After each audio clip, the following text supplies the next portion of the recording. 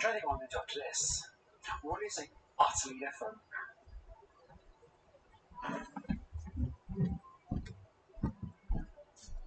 I mean, I wasn't playing this like off stream, by the way, so won't just be streaming these characters.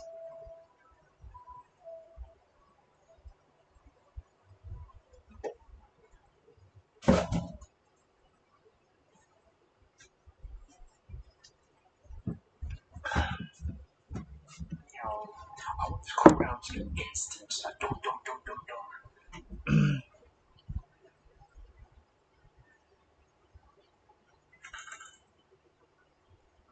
I got pure net grade to 100 hardcore, so I'm pretty sure I could choose such cheat to follow that way. 5 pets are funny.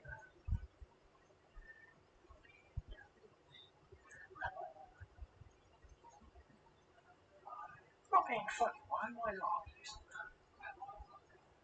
What is enforce anymore? What is it enforce?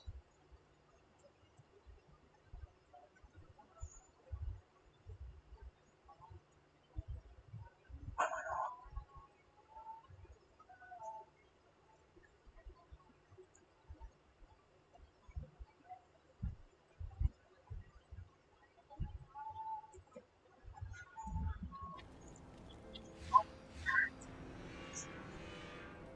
I've too many.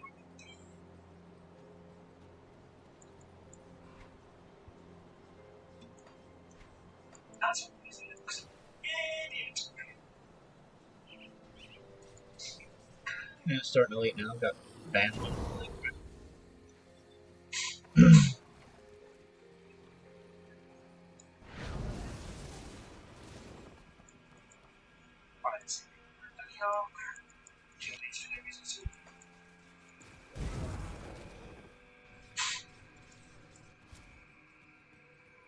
Go to you. No. Yes, thank you.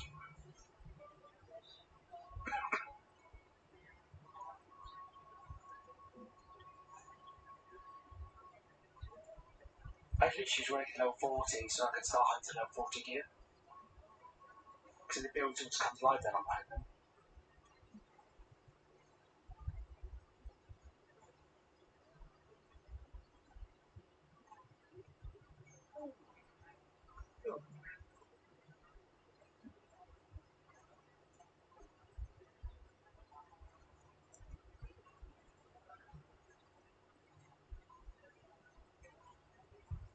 Just standing there doing nothing for seconds is really annoying. Yo.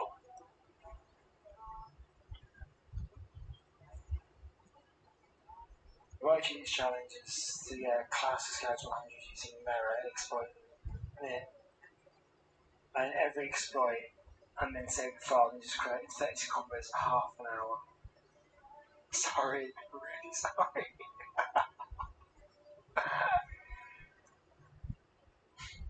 Yeah, I'm not doing that way, mate. Because I actually have to want to play them and I actually work out why I enjoy the enjoy, etc.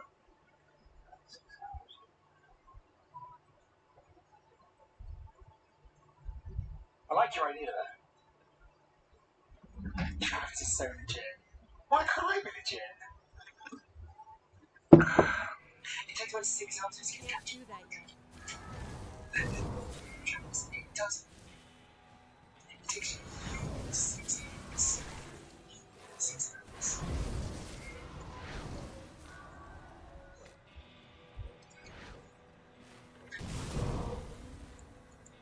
I don't know how long it takes me, but I just waffle and I do just focus and do things.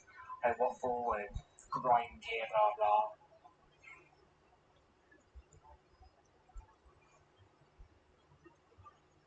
I make poor decisions on characters and you berate me about them. I go to sleep at night and cry about decisions and work out you actually right or wrong.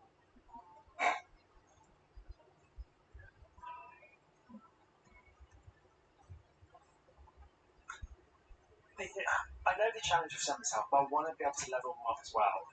I'm using shared stash, etc. But I want to actually like have a genuine opinion. Okay, this will work. This will didn't work. Because right now, This feels a bit. It's not really giving me the fizz. That makes any sense. He's doing alright, it's just I'm a bit like, come on. I think it's because it's not like a flashy constant attack, go, go, go build.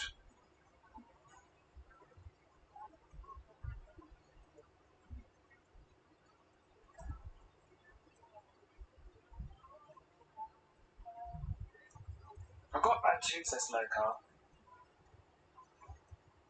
but I don't have the high level ones.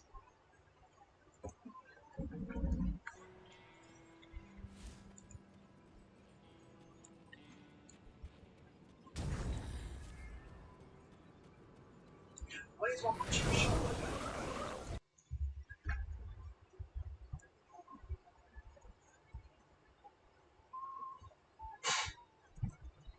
Yeah, I was tempted to force wave, but then everyone jumped like, use the force wave. And to be honest, it's a little different. Because people will legitimately like try and level using blitz, so I wanted to be like. It's alright, it's just a bit odd. I should probably enforce it as a signature skill, shouldn't I? Between the downtime of actually doing bits.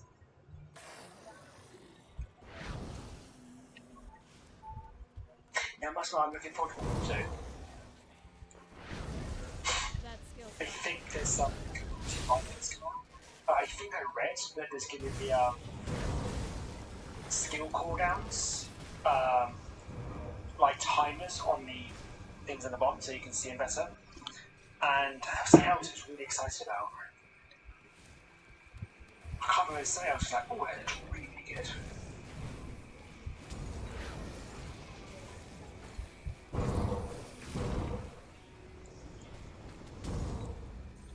I have got a drink mobility skill. I'm using it. It's the rage one, isn't it? Rushing. I'm using it, but it doesn't get that far. But this is my belt there. Blitz. Oh, we've restarted the shaping us. Let's go for.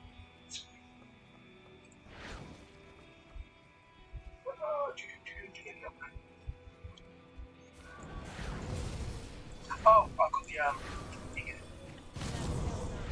I've got a rush tonight. Yeah. Could go and get it, man. Why did I get this one? Oh, I know this one because it didn't have to be targeted. That skill's not ready. No, this one because if I want to get out of a situation, I can just like rush out of it rather than to charge it. Make sense? I promise you it makes sense in my head. Maybe.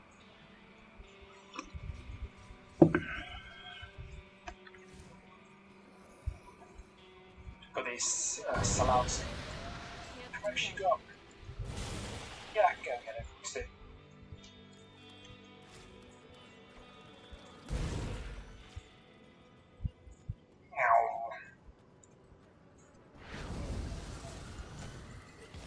Oh, so I'm not getting it.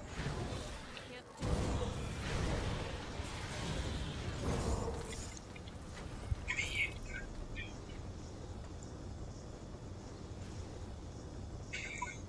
Shish you.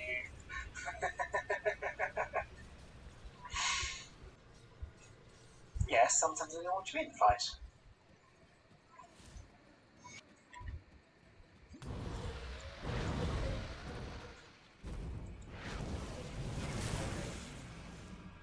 This weapon's crap now. It's level 5. Level 18. Oh, really? I think it was crap.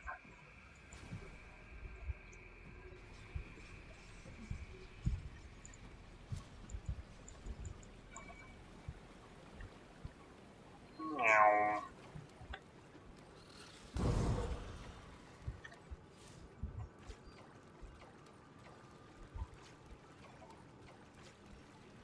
I wonder if Via's might do more. I was hoping that Via's might basically be a cool little thing that didn't do much, doesn't it?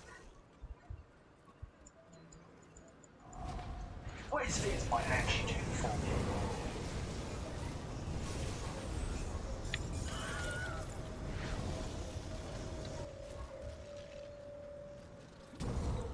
The distance is really bad. It's basically on blitzing, isn't it? It's like distance blitz.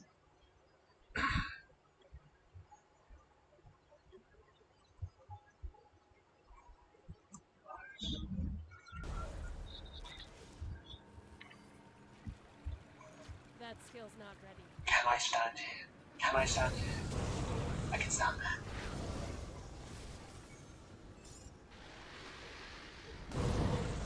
Don't know the resistance. Oh, it does need. Oh, that's good though. You want to convert to fire though.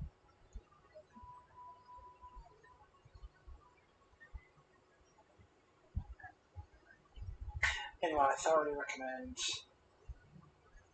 If I reckon naming this build. Melt stuff probably rubbish against your boss stuff, but then none of my builds are any good at that much. Or should we just cool down? I'm just going to get the Audience Rage. That's all good.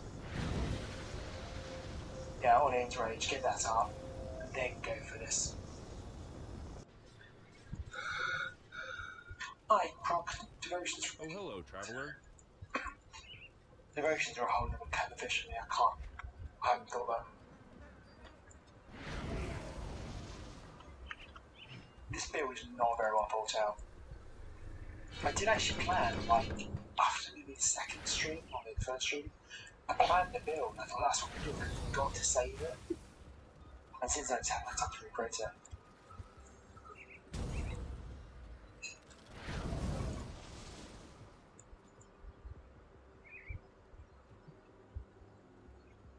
Yeah.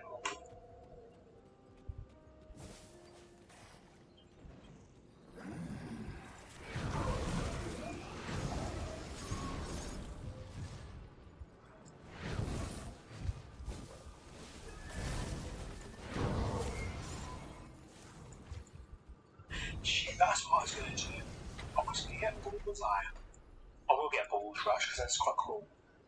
But then I go for Dive afterwards. That's what I was going to do.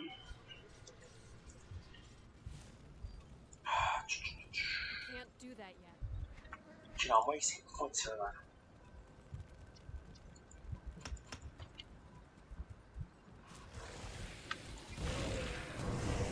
Give me a sec.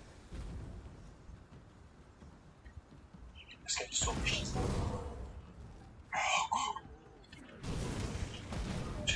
Heads. Move along now, What stranger. brutal tonight, John. I'm liking it.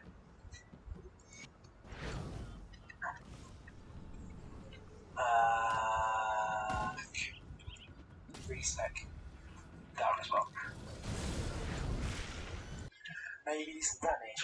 Wow.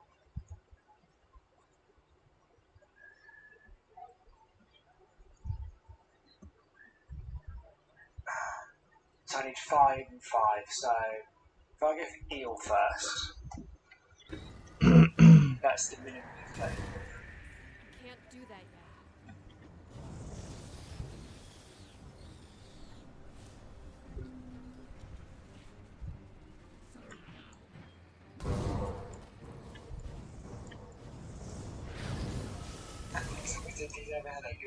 Oh, wow. If I get Eel, that is my 5. Which means then I can take the one off of there. I can put it onto that one there. Then I just need one more per pop.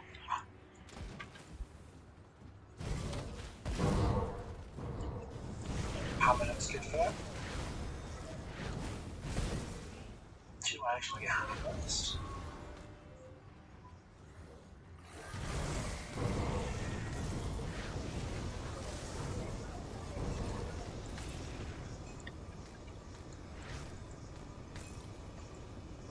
Screw up your hammer first. Right, now I need Eels and 3 more. 2 more. Then I can die there. Is everybody happy, Jack?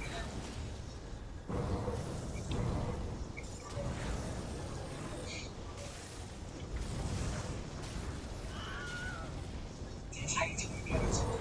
Someone's Federation copies. Can't do that yet.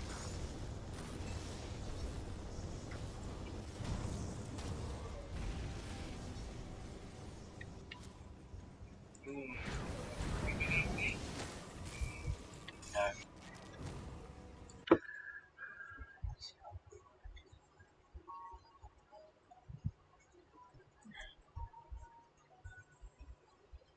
So we're cleaning. Oh, ring.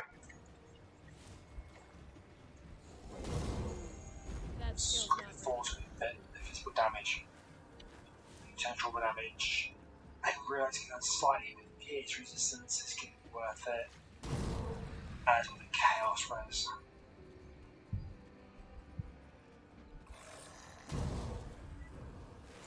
How much would we have? Nothing to write home about. Fire rates drop down by 115.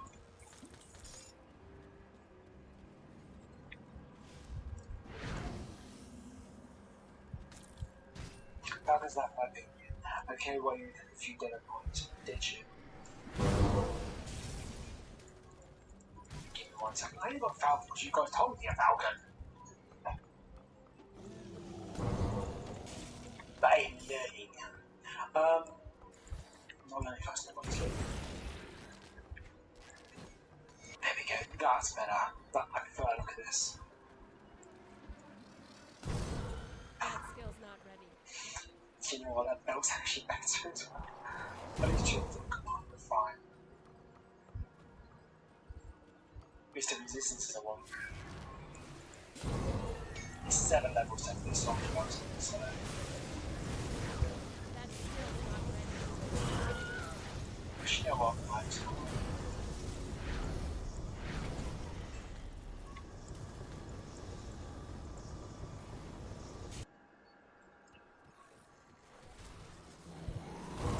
just gonna get the Falcon. Things right for now.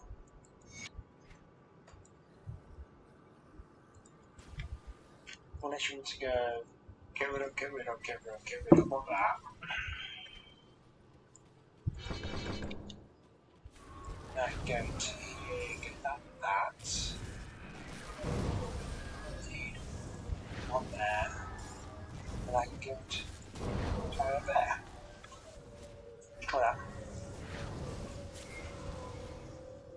I can't do that yet.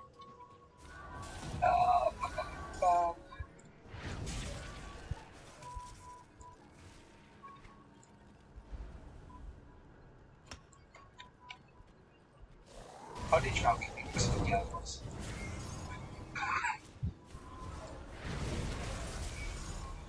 That skill's not ready.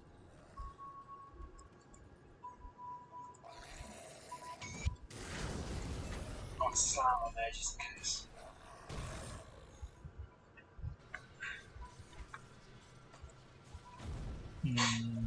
Let's go get steps to home. Done.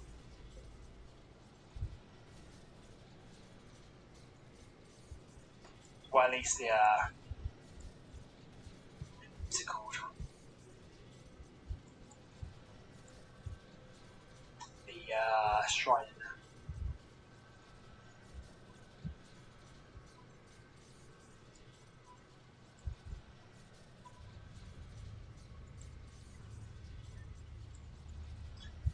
I'm down your way, by the way, John, on Wednesday.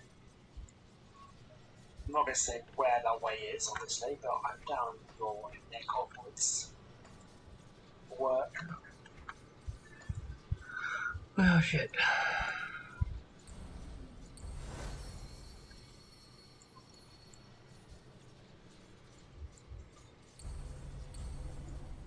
Don't have enough skills right now.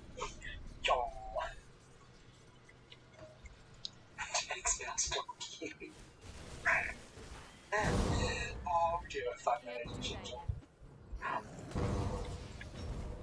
Let me guess. Oh, my less physical resistance on the top. Ah! Oh! Oh, again. Cool.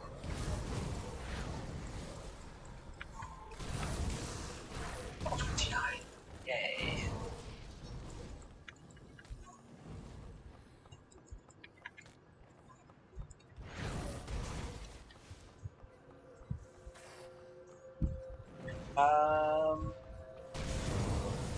That skill's not ready.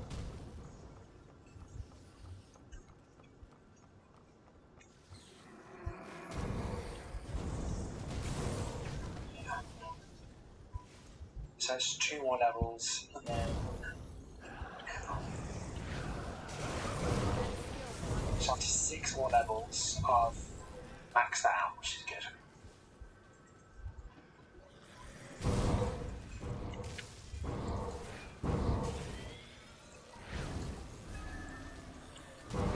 Makes sense actually, because after I've done that, then I'll have been 35 and I'll be able to get the storage belt.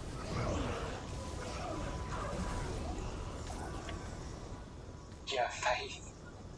You've got more faith than me, mate. Just a very weird build.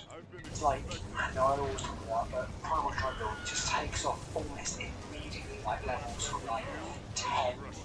Primal Tri showing what you can do. This is a slow build. Literally a slow build.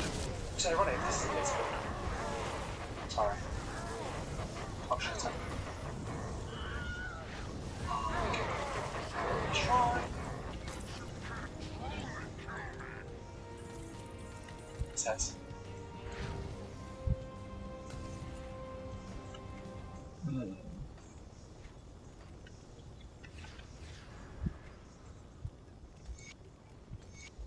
It's not doing anything. Maybe kills things for things to come together. Come on, let's get you going.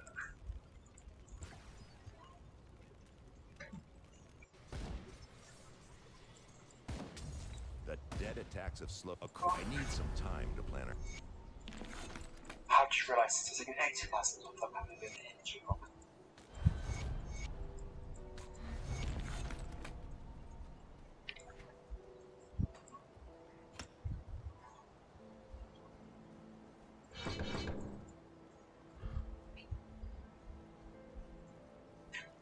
One funny thing in the latest Fire I reckon build bit, I do the level up point allocation during the ultimate creep fight. I was actually working with the motion enough.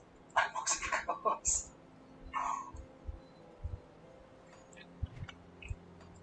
Oh, if you can flaunt it, flaunt it.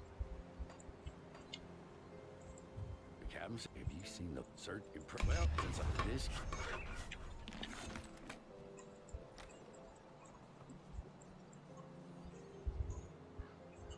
Right, okay, so there we go. Bear. That skill's not ready. Dire bear.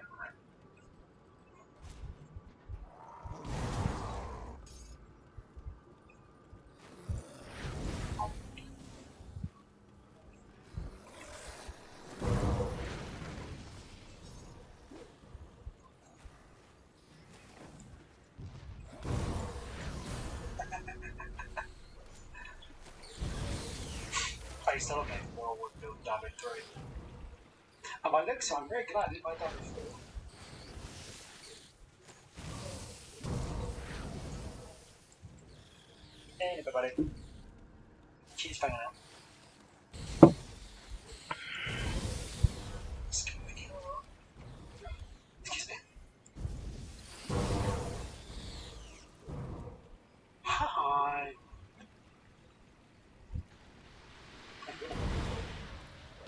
You're not coming down. Try.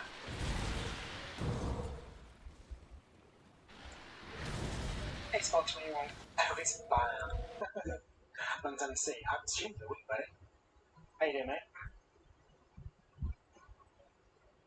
That skill's not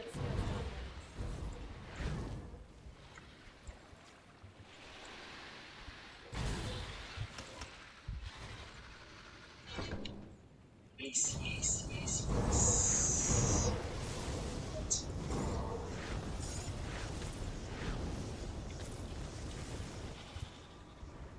can't do that yet. We've got about 15 minutes in the potion, which is good.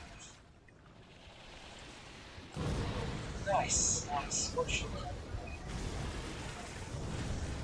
That skill's not ready. Excuse me.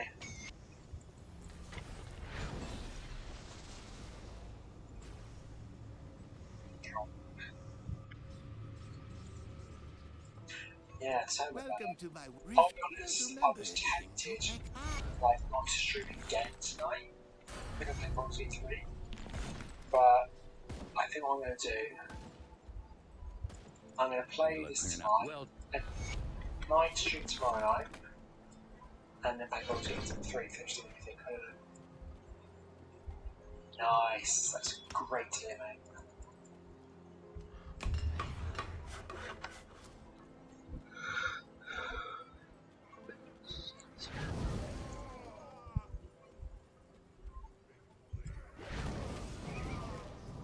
Mighty stuff.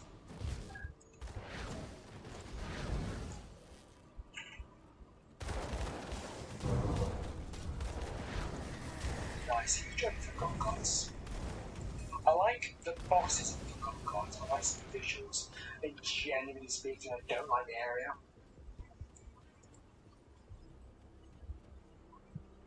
Nice. Forgotten Gods isn't long. I think the first time I ever played it completely blind and did it about 2 years.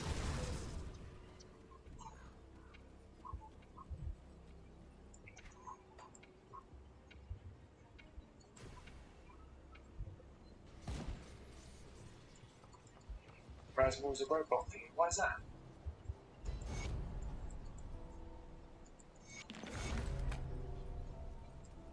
Yeah, tell me what do you want? That skill's not ready.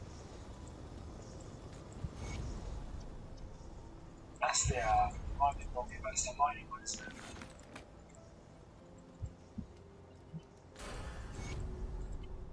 Greetings, child. Very wrong. I am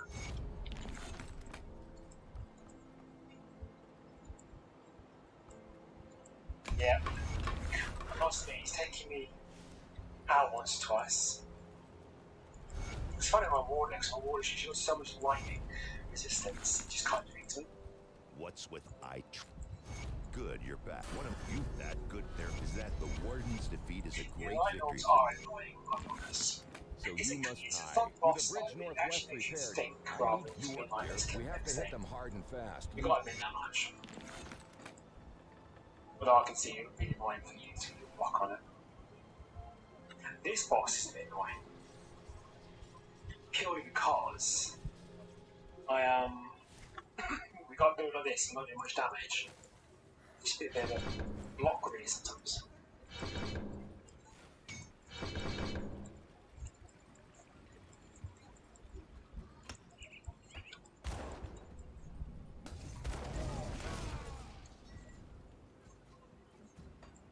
Yeah, I had to run around the DK.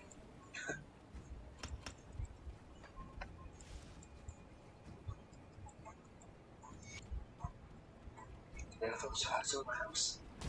And anyway, in my house, that'd be very weird. Oh, can I hit?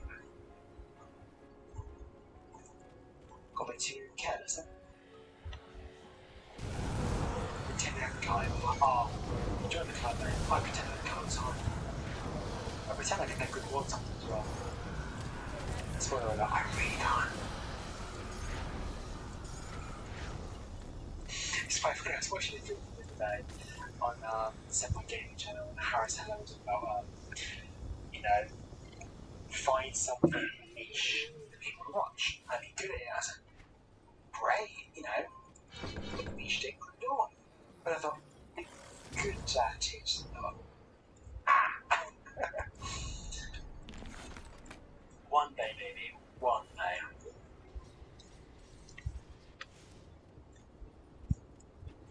And I said, be entertaining, it's like, I can't do that yet. you don't know. all getting puzzling to me.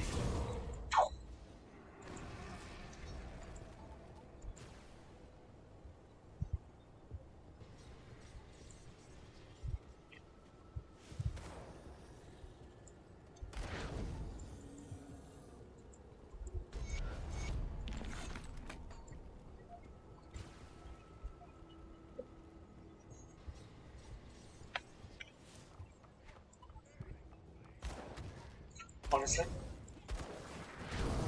I get attacked, I swear someone went out, but they're not, obviously. To use ultra banking. No, to be honest, I don't really keep much in my bank. I keep all my own components, obviously, apart from ones I've often picked up. Rare crafting materials, etc., that sort of stuff, but I don't really keep much stuff. I'm trying to get out of the habit of keeping stuff, unless I'm doing something that big, I don't usually do that, if I'm honest. It would have to be this room, wouldn't it?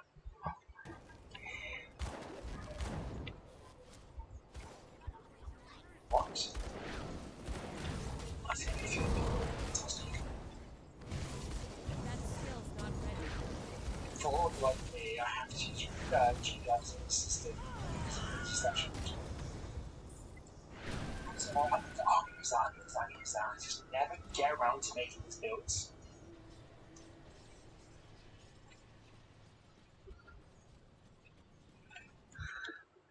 This is a horrible room.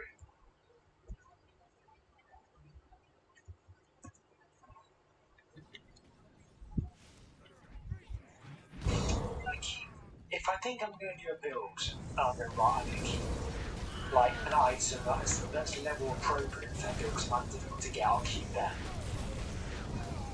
For example, like, I wish that I had some more level appropriate items for this build here. But I'm not really steep over it, I'm in. Otherwise, what I find I tend to do is just do something and go, like, make a build, but it's like I'm only making it up to work quickly, too, that's. Oh, I'm going to say some things. All the builds are pretty much going to start the same sort of way. You know, no cars, nearly bonus rings, that sort of stuff. That's going to start the same sort of way.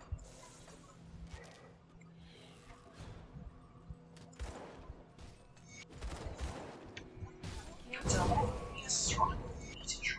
You've got distracted by it.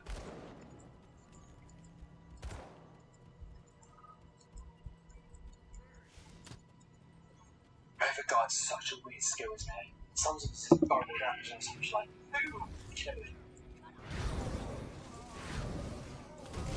Almost.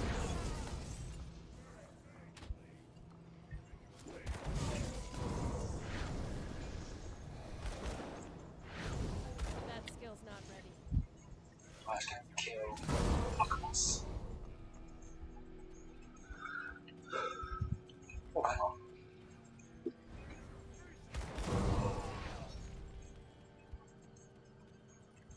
He hasn't got a better weapon, has he? Just thinking about it.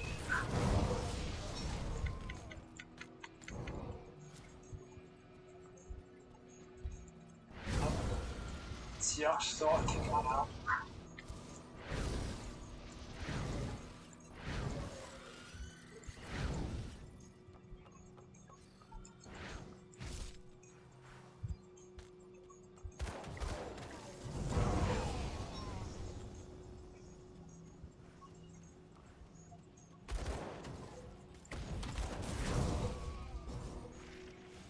Glad Creeping and Iron are actually sent to purpose.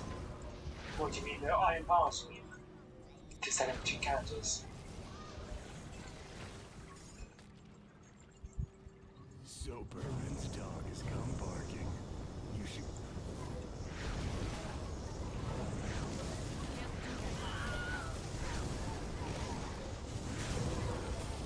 Yeah, I think I've got my it's not like 70 worth. No, kind of much. 3 million? I don't know. I got enough. Not a lot, but enough. Oh wait. merits are very useful. There's other leveling functions if I'm honest with you. I don't mind doing the leveling, but sometimes I don't want to do as long as other times. Altos Station. Yeah, that's nice. Hello. You see how this fight goes over. Extinguish it. No, don't freeze me. We're going to play that game, right? Oh gosh, you know I'm going to kill you. Why just let me kill you?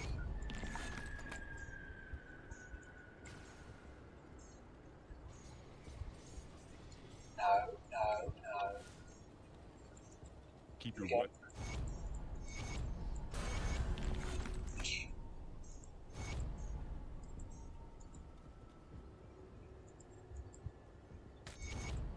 Worst set I've tried to find is the Altos set, the mythical Altos set to be exact.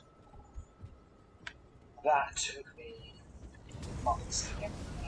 The worst single I took to find was the class. Not one very related, the other one took me a long time. And actually, I think I like it in a second. What do we have? Well, damn it, now that we're not...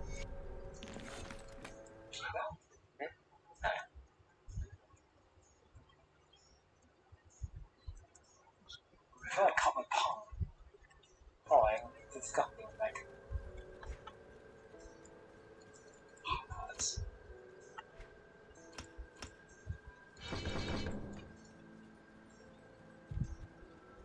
Come, friend. Get right to business then. Nobody's...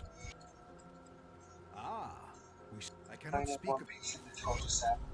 So, what I did to get them, because the weapon can they use the transmitter to change them over. That's what I did.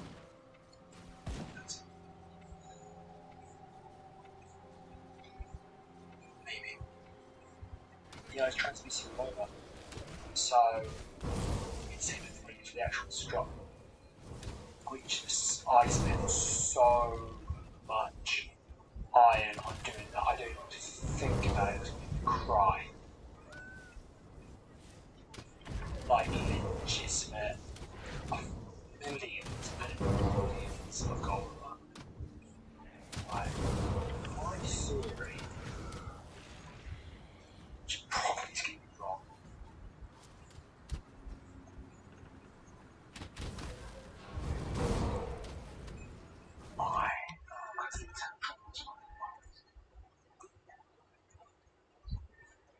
Destroy the noise, guys. The window's open, so I can hear stuff outside.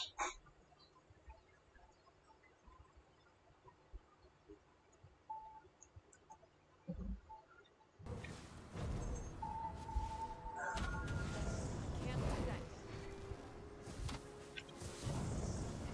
Yeah, well, I've got that much iron there.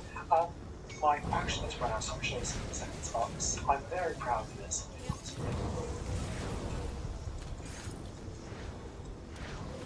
The ain't perfect.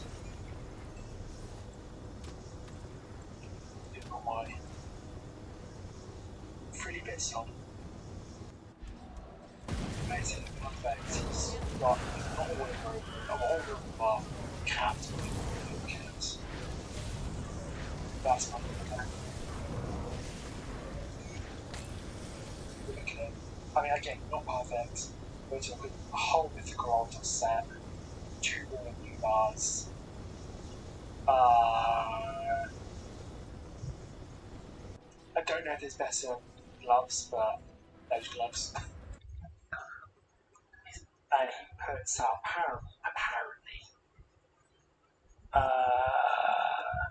134,000 to a palm strike. Well, if it isn't... I But haven't been in touch. it's My sources are quite good, if I say so myself. I came upon these refugees. Good work.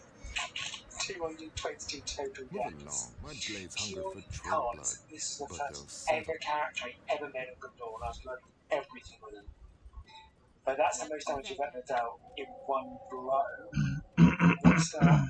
That's 6,690,070.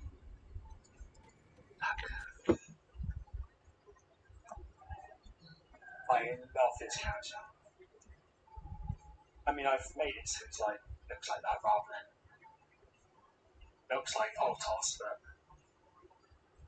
I would struggle to work out how I could get this character better than my viewers' ways, but my devotions are not perfect, so my things here, but he does so much damage. Looks so pretty good doing it as well. I mean, don't get me wrong, he's not the best for quite energy get out. He's not the best for consistent damage. Sorry, consistent damage, not good for taking damage though. I mean, my offensive and defensive abilities could be better. But yeah, anyways, let's get back to the... Oh lord.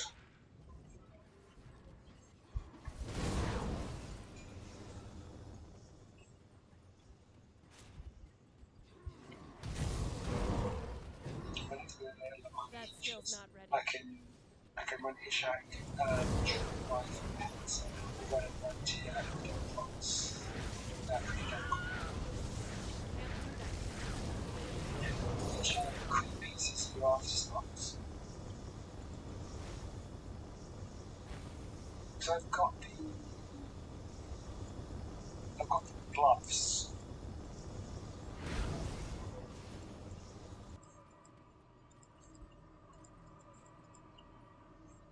Just realised I give a lot of blitz damage. Or something damage. 100% physical damage crits.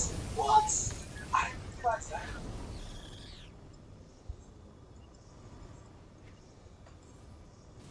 And that's like fun.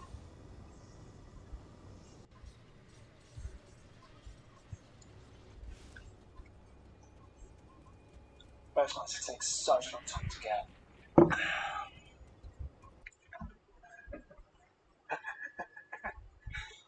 Level 35 Juggernaut, go down to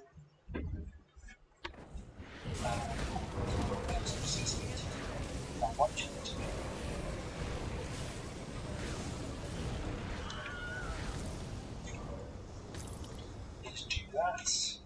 And then try and remember the house it. And then let's get all of it. Can't do that yet.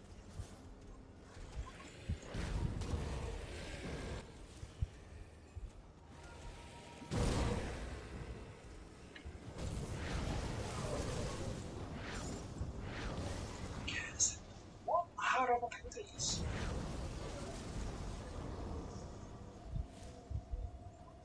How do I not pick up these? These quests. Oh, I'm just going to pick up these two.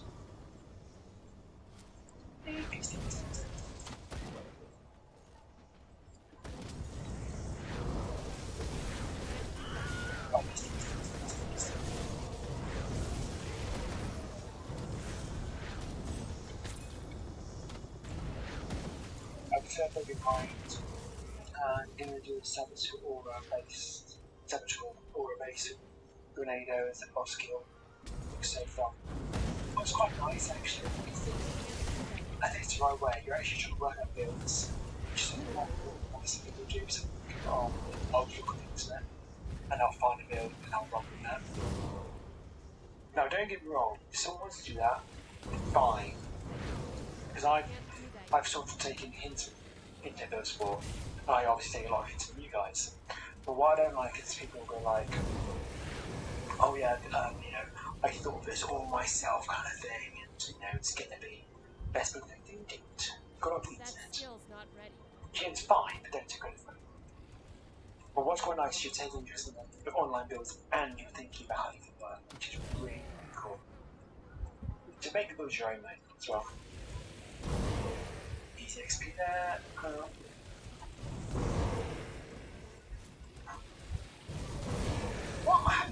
thought, Can't do what that have I done on this character?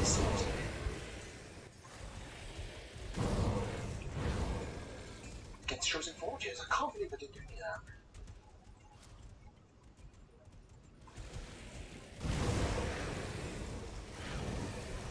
Excuse me, coming through. That skill's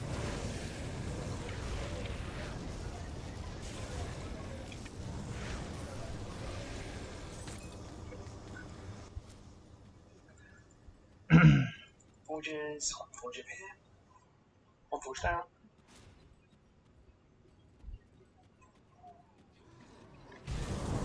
not ready. Yeah, let's go. Up here, I've done that under here.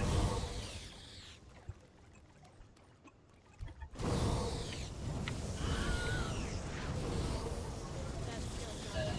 Last one. Six done.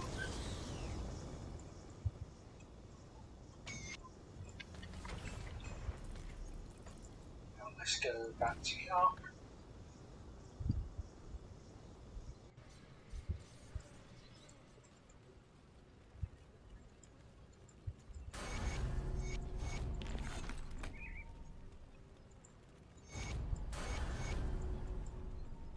Right, is this the one I don't want?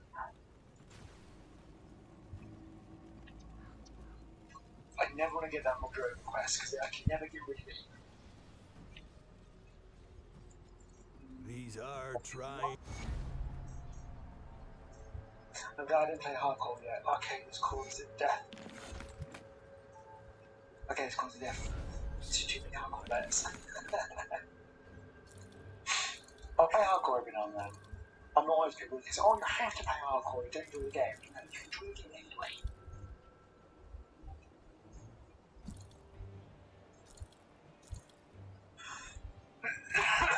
Excuse me.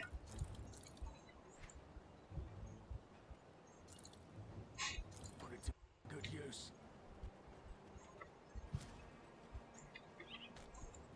It's one of, his name is Mr. Lam SC, does the David builds, the David 2 gameplay. What I learned off him is that playing some chords absolutely fine.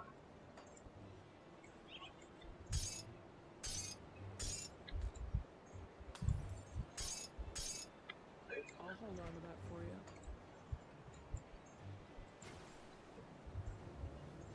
Cool, Electra. Show yourself. Move along. What?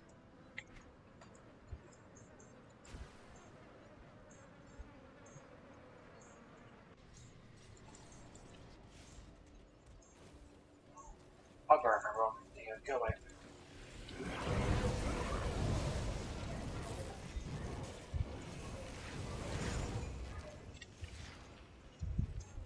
I do not. So what did everybody do? Absorbs damage, have regen. I can't do that yet. Does not do damage. No, hang on.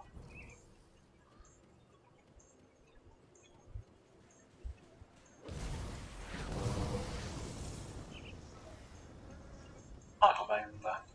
Oh, shit. What's my watch? I can't do that yet. I thought there's a skill that when you hit lots, and suddenly you're like, get out.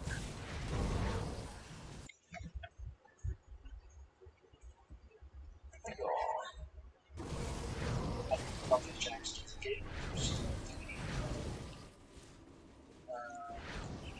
Go there. That skill's not ready. I have to get long time into this. Counts try that stuff on.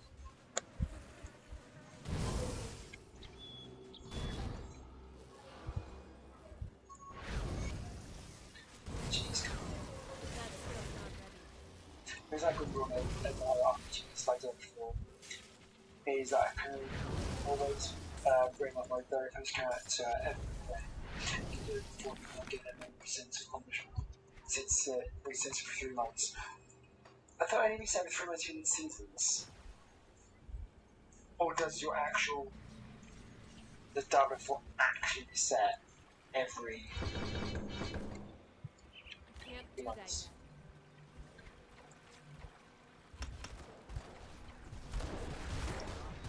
yet. Do you have to do seasons? They force you to do that?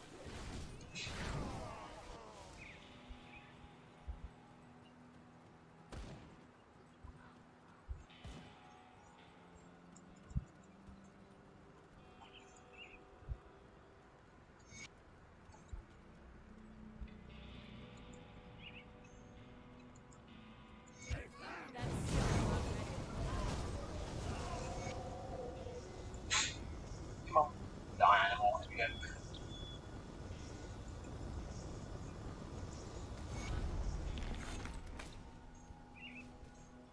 That skill's not ready. What is he eternal? Eternal. I have played it yet, so I don't know what it is.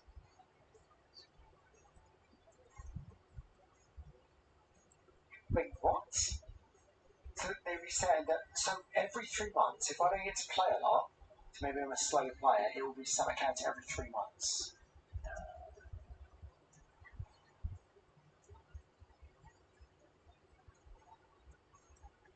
Man.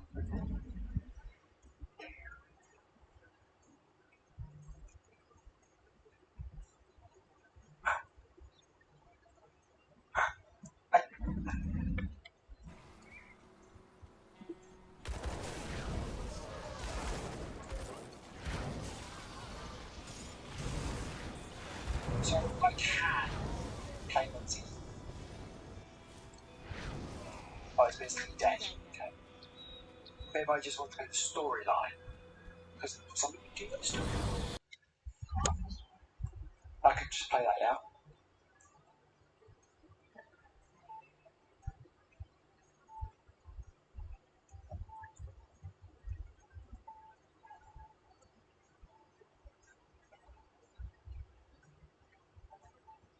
Yeah, I don't really think I do actually want to play the story, but I just can't afford. I don't want to afford this 60 quid for it.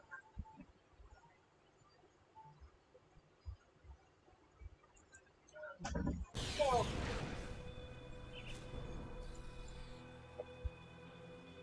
Ouch. Going through it up. Let's get to that.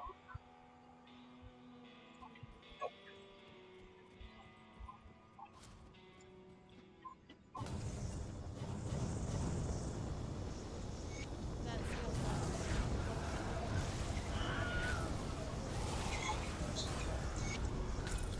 Yep, that's all then. Nothing else. I genuinely had to consider not playing it tonight. But I realised I haven't streamed in a while, and I was missing Criminal a little bit, I'll be honest with you as That well. skill's not ready.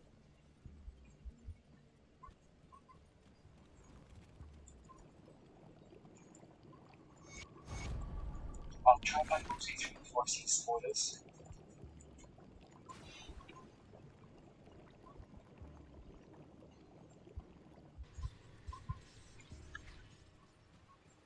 I've been amazed at actually at how little I've seen spoiler wise on it, which is weird.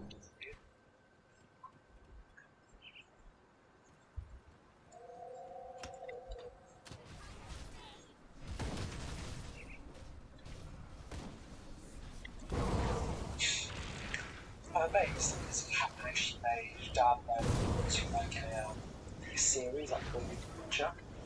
They did it right. Again, that's the big question. They did it right. They didn't get it right. They could get a good 2 or 3 seasons out of that quite good. I mean, there's like Diablo 1, they'd have to build up to it. If they did like no game, Diablo 1 they'd have to build up to it. Like the events on Diablo. Then Diablo 2 obviously could be the season itself. Diablo 3 maybe a season, maybe, I don't know, Diablo 4 maybe a season. I think it's still running strong enough because you could even do a cinema build as well. all this symbol really good. I enjoy this looks.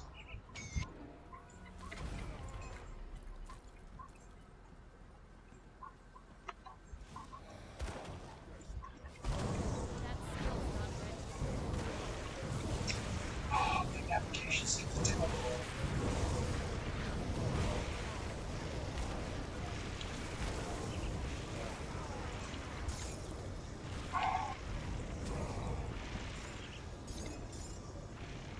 I just want the word I was about to say, which I always complain about, is the navigation around boulders. Ah, Baldur's Gate!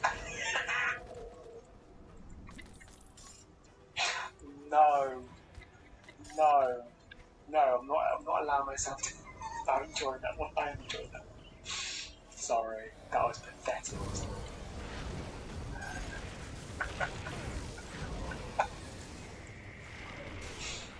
Alright, I laughed at myself. What the?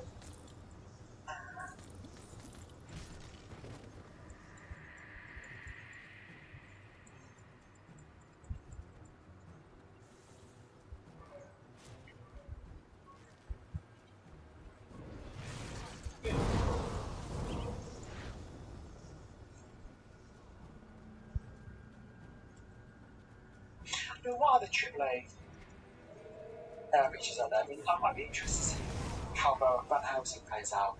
Who's I want to play that Baldur's Gate 3 first. And then I want to play Van Helsing as well, as a storyline aspect, and see what the game's like as well.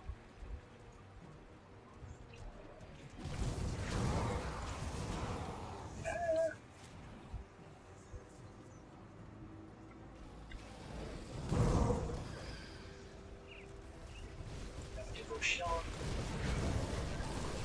Elements.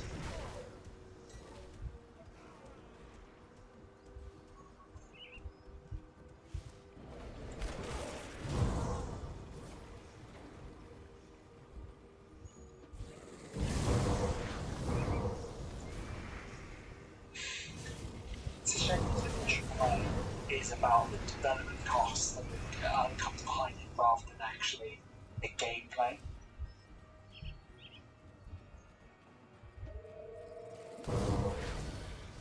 I don't know why I'm not holding around everyone who should not.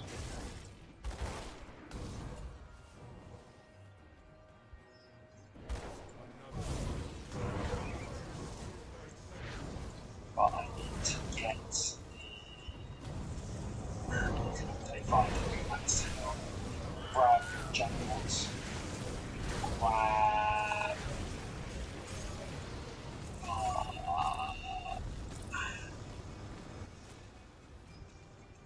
Then grab Can't do that yet. the soldier box.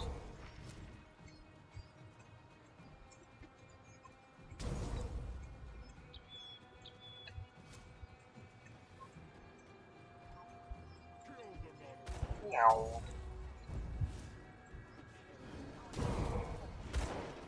That skill's not ready.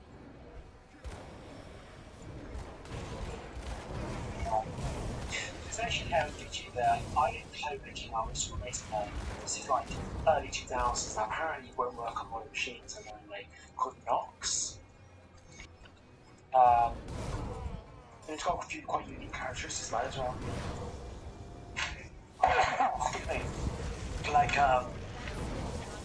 you can only see what your character can see. So things about like first you'd hit, you wouldn't see with the bolt, like around the boulder here, because you can't see it. They look pretty fun.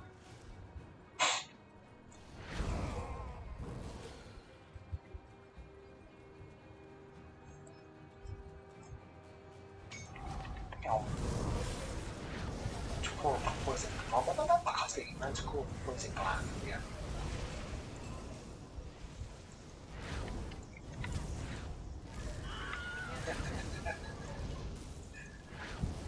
I'm gonna get for one for the choice.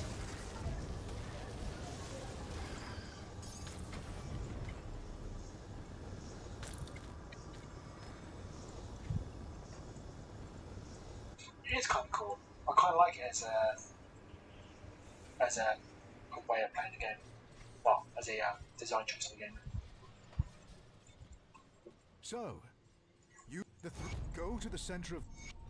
Is there anyone else watching the Obsidian videos you put out about their 20 emissary years warned. anniversary? I would have lots of interesting, especially when they said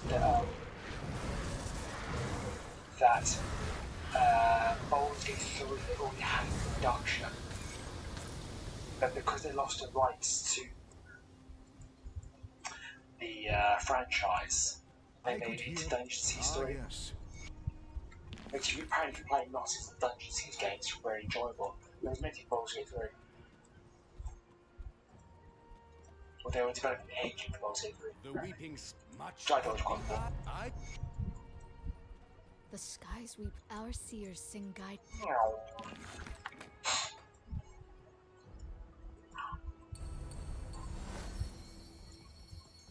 Die now, thank you.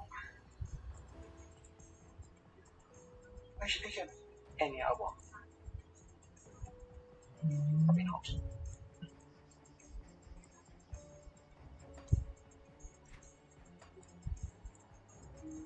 Negative.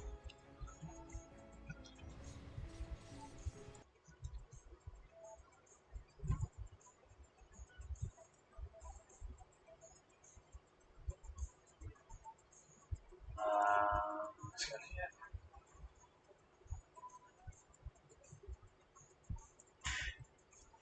Yeah.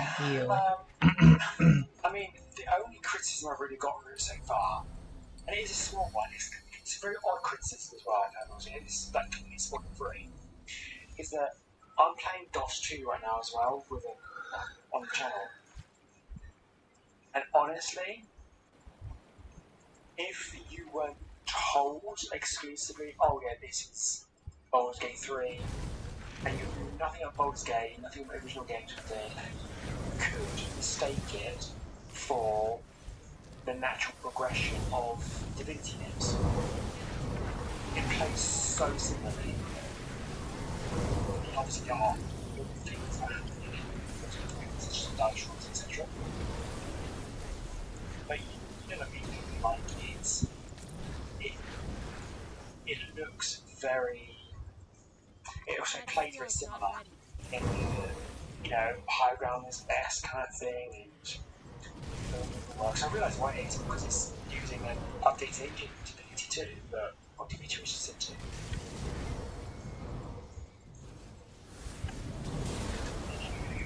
That's the sort of thing in the games, isn't it? I tried to make the Divinity 1 game. But it just would not work on my Chrome.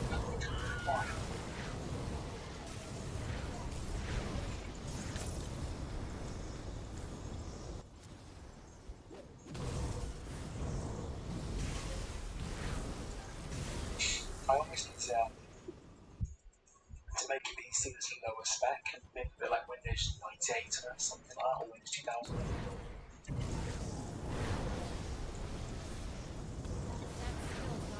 Just for this Windows.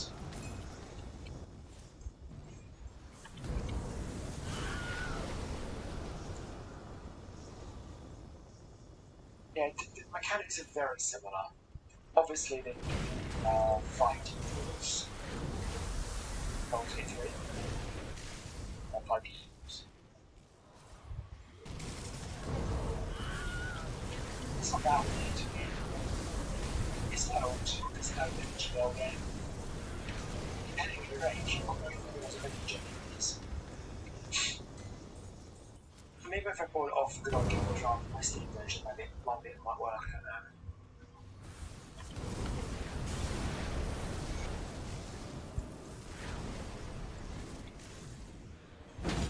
One thing this again is really annoying for me. I haven't liked allowing it because they brought the release forward, which annoyed a lot of my friends because a lot of my friends have got time off where the original release dates are going to go. So, annoying. don't know, they still played it, but just not after hours now. But they wanted Can't do that yet. specific to play it like Wars of Friendship Group, I think.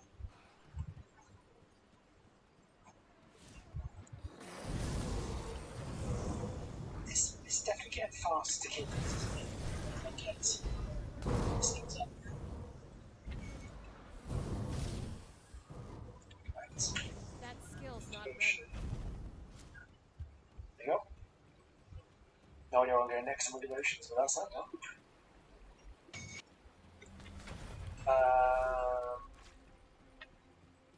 Let's go and kill the next tyrant's hold.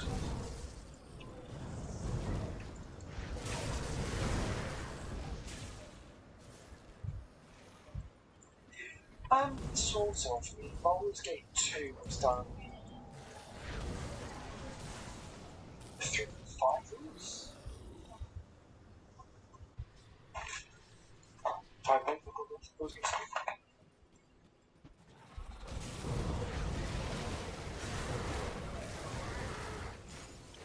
See, Baldur's Gate 1 has it originally involved originals.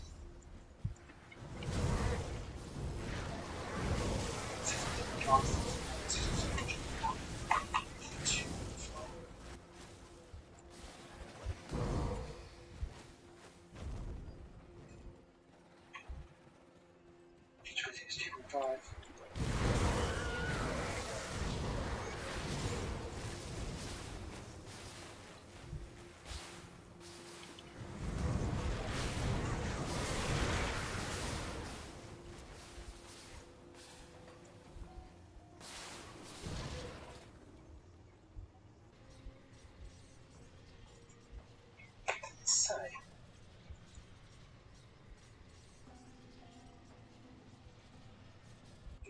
I think it's 2.5. Fuck, I fucked up. No, sorry, 3.5. I think it's 3.5.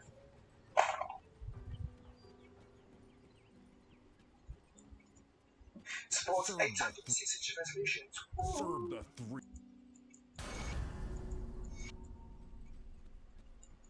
No, it actually still let me save them, that's fine. The traveler. I just can't do the brother stuff right now.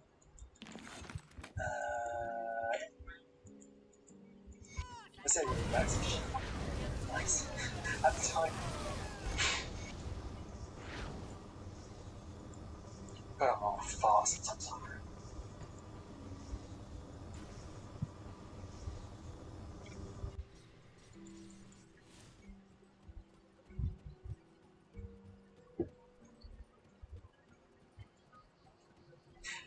I must admit, some of the dice rolls I've got rolled through so far have been questionable at best. So I've had all my buffs on, I've all my advantage, and I still missed the absolute crap out of things. Should just be able to steamroll. And then I'm like, oh, I've got no chance of doing this next bit, and suddenly like a one-shot something. It's like, how? So the game's toying with me. But I don't know what it would go next time, though, right? That's satisfying itself now, so I can just get back to the bull actually. That skill's not ready. Oh, it was gonna be good. Let's get back to the bull.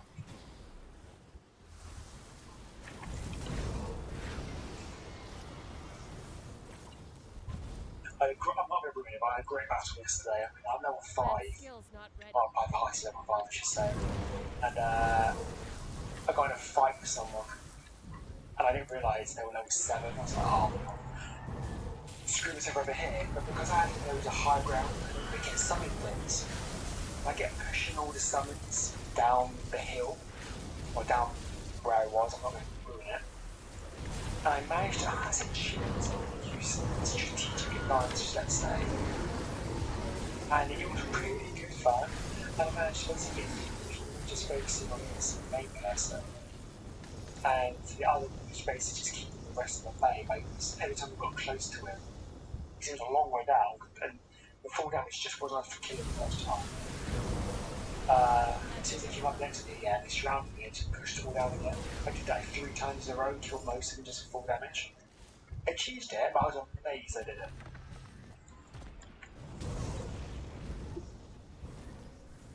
It was good fun, to be honest. One of those moments where you actually get rewarded for using high ground.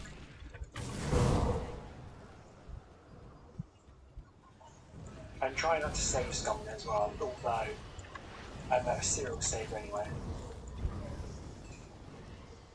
By nature. Hey, I could use some. Okay.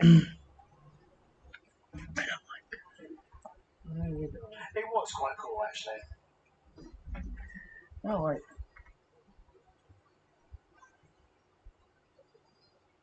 I've got no idea if my characters are good or not. I've gone for a high elf druid as my main character. I'm using 3 companions, obviously, to assist.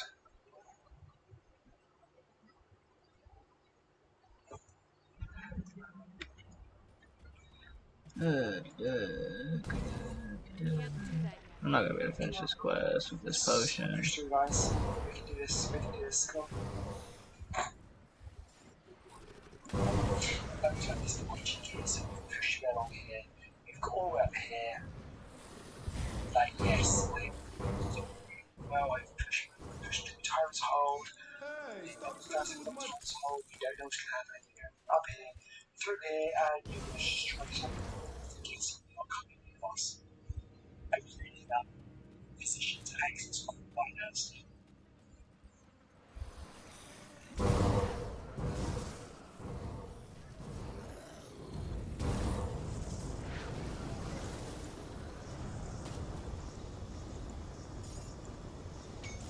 Druids and body druids in really good class. I got no idea. I've literally done no research in the game for obviously I've watched a few videos, but like no spoiler videos at all.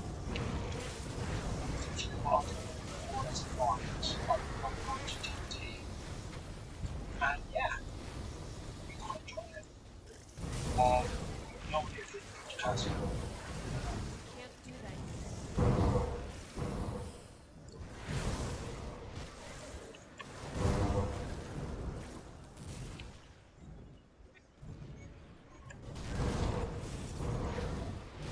Boom. I love doing That those skill's elements. not ready. Right, should we get into overview now as well? Come on, we should pick it up. Squad tactics should be out, but do you know what? I think I want to get this up here. That's a long way to go to just 22 points in there.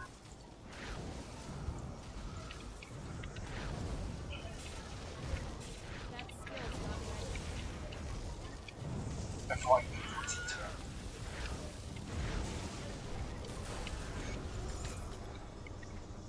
Well, I like class diversity, choose and to get rid of diversity. Yeah, I suppose, because my heals. I've got a few spells on him as well, and I've used That the skill's not ready. druid form you I've used wolf and spider quite a bit as well in his forms.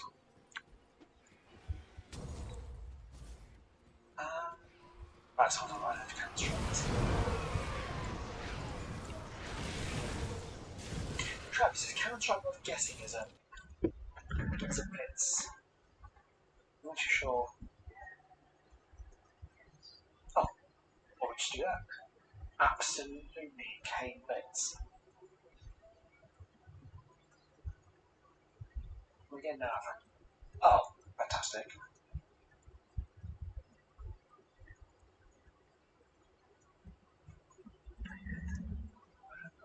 Right, let's go to step.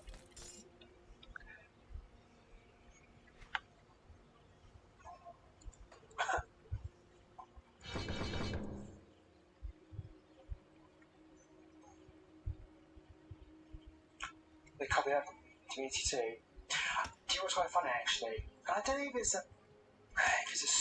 like if it's a good idea they've done it, but I keep finding the paintings of the divinity which looks like 2 characters.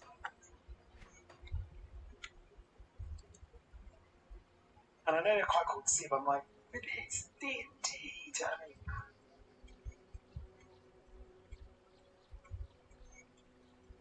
want it to be a bit purer. I want to be bound by D&D rules. I want to see the D&D stuff. I don't really want Easter eggs of other things. My personal opinion, of course.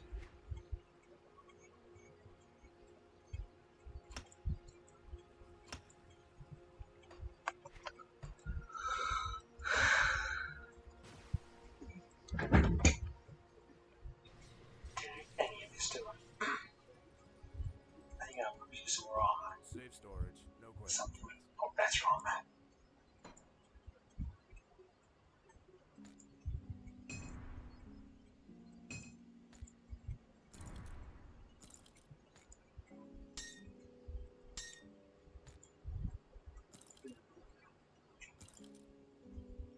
That's how I do. Sell all this shizzle. Apart from that, apparently.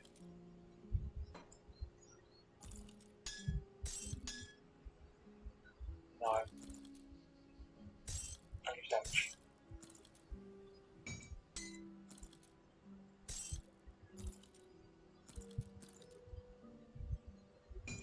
Judgment, judgment, judgment, judgment, judgment.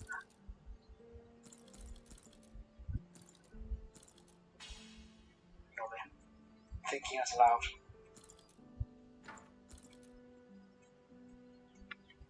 I'll keep an eye out, miss. Come see what's left of my wares.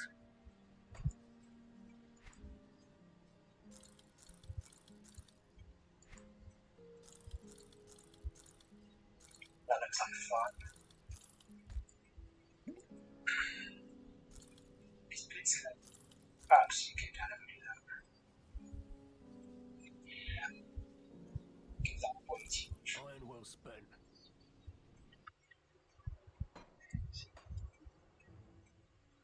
What about, I'm off. Wife home for work, limited wife aggro. Here's the time. Anybody. Just for chilling out. So I need to go to festival. That way.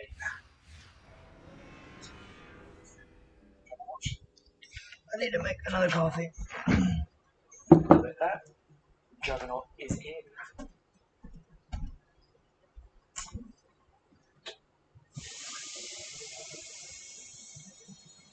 Yeah, but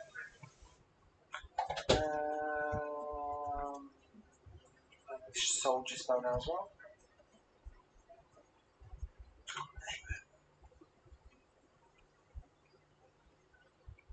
There you go. Devil's Cord. Maybe someone? That's not bad actually.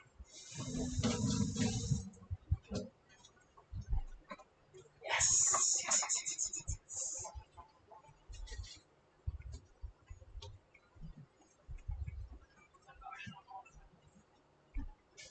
I could end there just because of the activate cells on it. Right. That is a mental level up. For damage. Let's do that. Let's go back to here. Bring it back.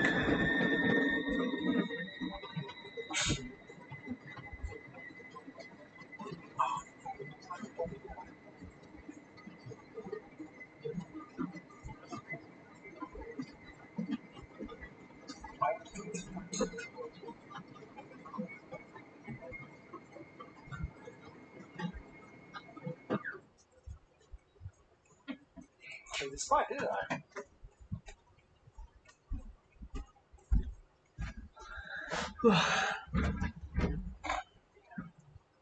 They are low level, so.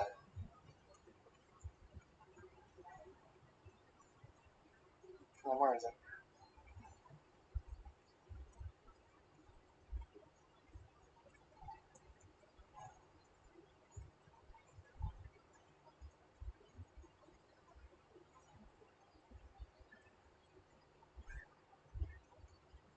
Yeah. I'll stop putting on there.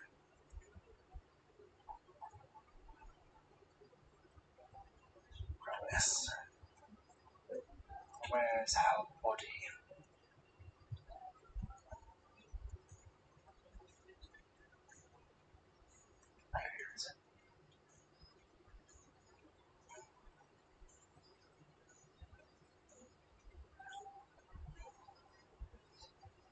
think replaceable. Oh, there is that. Ah, replace. Yo, hello.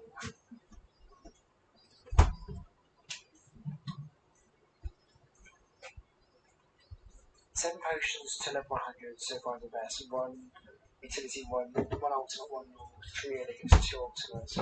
Oh, then this run on from now on. I might finish the use 2 potions starting the second. Fox at 65. Nice.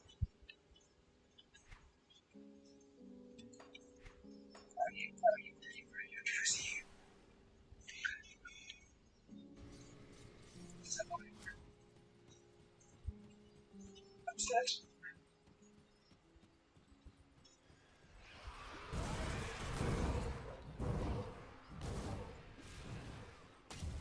I can't do that.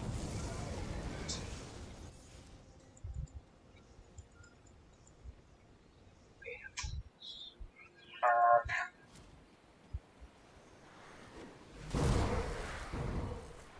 can't do that yet.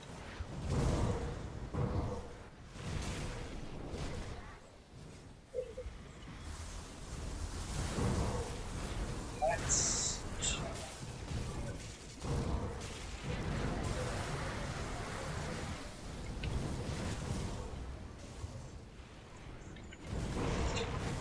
So let's get into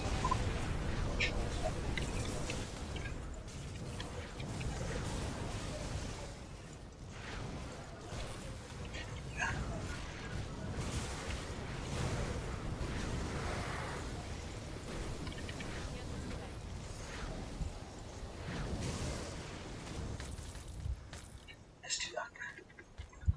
See how that works out. I can't do that yet. I have to shuffle some of the skills right off somewhere on Twitch or somewhere. Did they just pop in by themselves?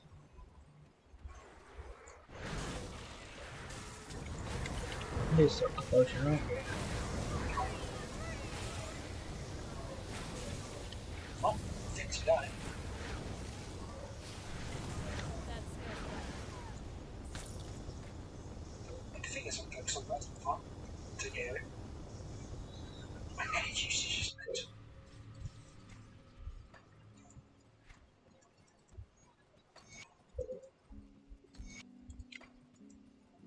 Serve the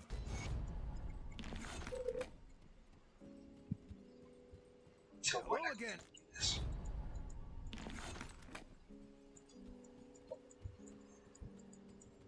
Well, Come on. The threat is Korvac's wounds. Indeed. What you must hurry to the Aura. Oh, that's giving me utility packs. Bloody belts.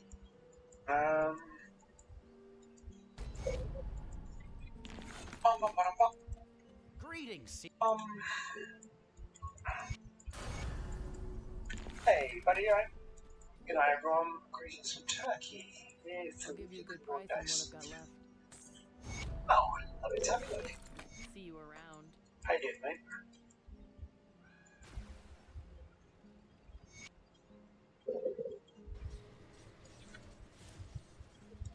Oh. Yeah, this build's coming right now. Another 40, I'm actually going to be hunting the other year. I want. I wasn't sure you'd make. I wish I'm going to check it. I'll skip the plus. The Legion is split on 2 fronts.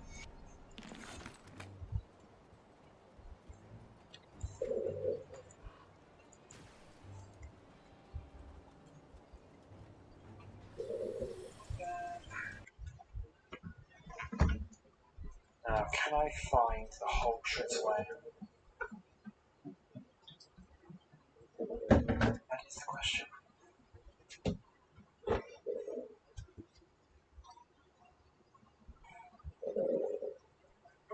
No, don't get stuck, Scotty. Place where I'm moving to. Oh, that's a big coffee.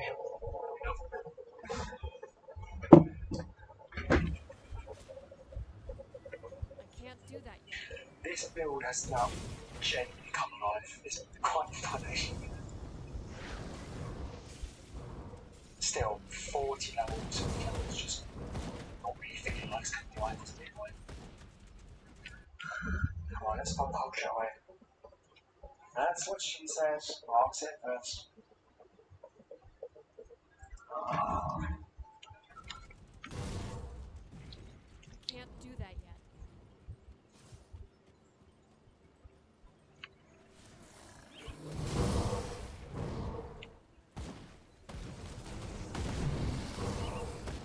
Too many ethereals here for there to actually be a nest. I don't know Yeah, why. I know. I mean, the problem is though, when I did Forge Wave the other day, everyone said to me, don't need Forge Wave Tree Warrior. I thought, actually, they've got a kind of point.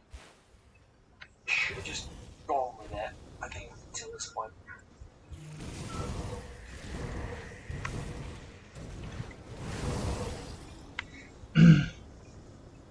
Yeah, never learned that stuff. It hasn't been difficult. It's been a bit like, what's going on?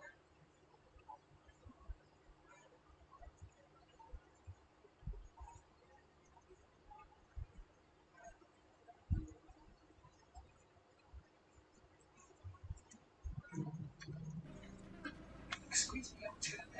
Cool.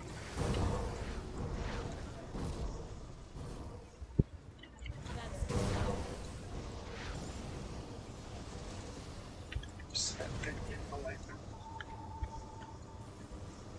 that sail's not ready.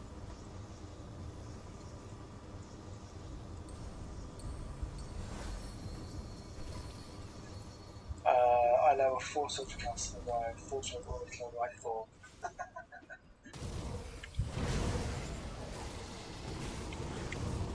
sail's not ready. I mean, like, there's going to be different new force slapping duplets. It does need something else. I mean, you've got the shield, you've got the hat, or the helm. You have a weapon. And everyone's now 40, isn't it? I'm out of them. It's just literally the shield and the hat, isn't it, really? I think, is there anything else? The shoulder's level 20, which you can only get straight away if you've got merits, so ignore that one, but if you... No, let's not ignore it. The belt's 35, well, it says 36 for 35. That you can get quite quickly. Can't do that yet. So through those two there, you should get it.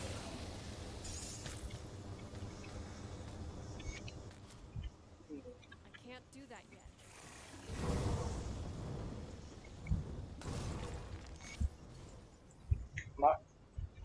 That bloke for the weapon with cooldown force mode.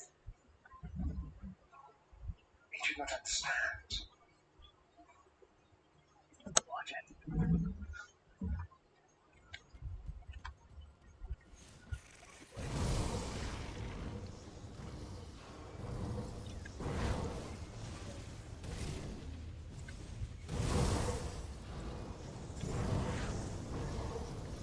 Can't do that yet.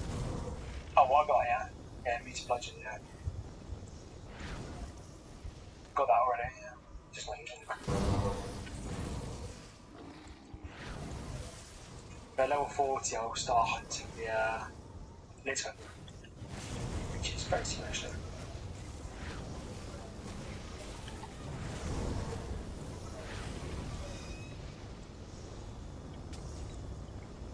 That sail's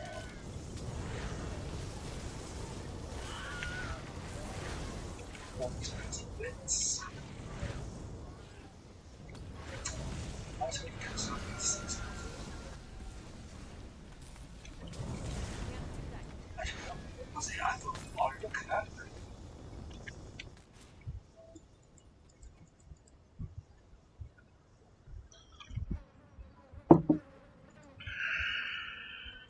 Boots. Blitz boots. Nice. They are a complete lucky find. I'm very lucky to find those. Oh, that means, yes, no more points into Blitz. I put them all on max out.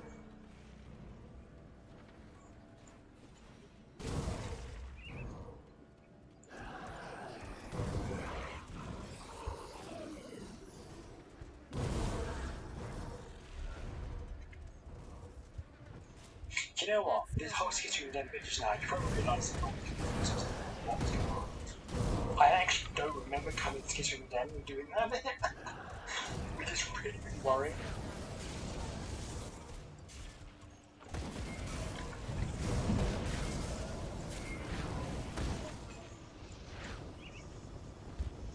Oh, don't block my path.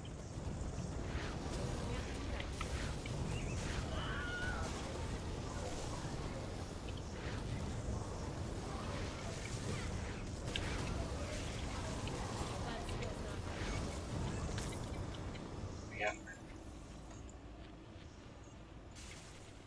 So how fast can we kill her? But not bad damage.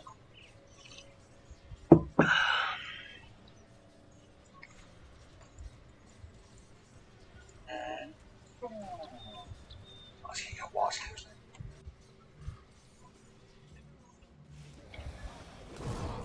He That says, skill's not ready. come on, my lady.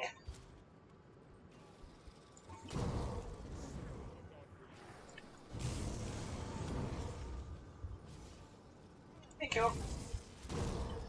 Can't You do dead. that yet.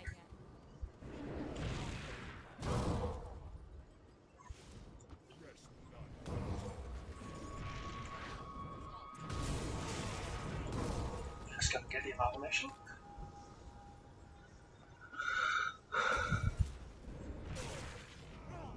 That skill's not ready. Gruesome harvest.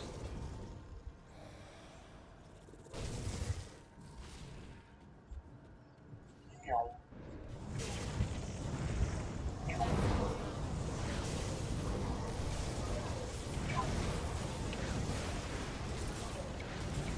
Oh, brilliant as that was.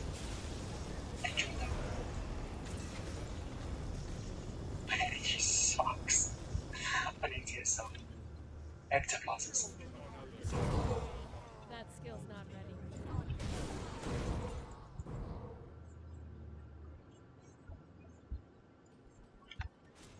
I should be able to turn in all these quests at once, as long as the game does not glitch on me. I mean, you have to go.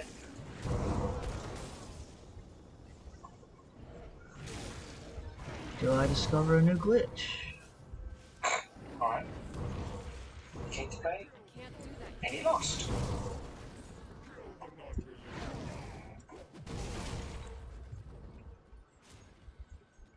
Now, who's dead?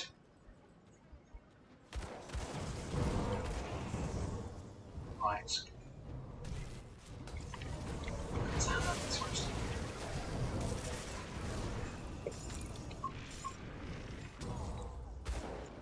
So our dominant moves to keep those.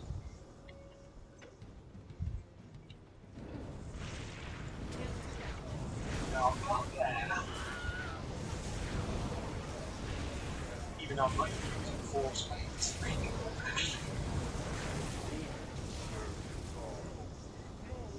Just upgraded version.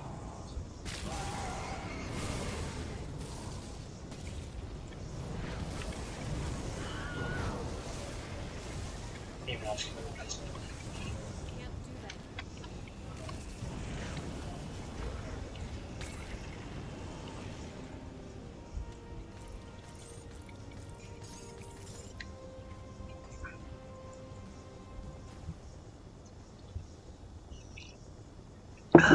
Now let's go turn these stream quests in. See how this works. Do I get a glitch or not? Glitch, glitch, No, it's just good, glitch. just for Glitch, glitch, glitch, glitch. Glitch, Yeah, glitch, these are glitch, the glitch. ways to I see you. I was going when the Legion was forced left. I rode Inquisitor build Creep. distance there.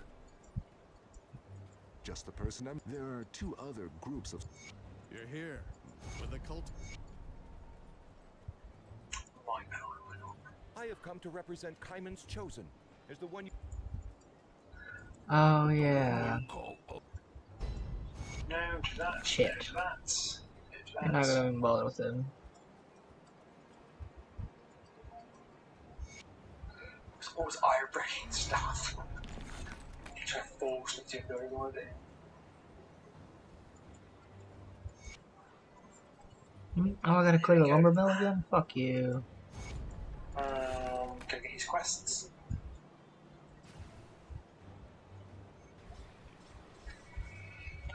Not doing that.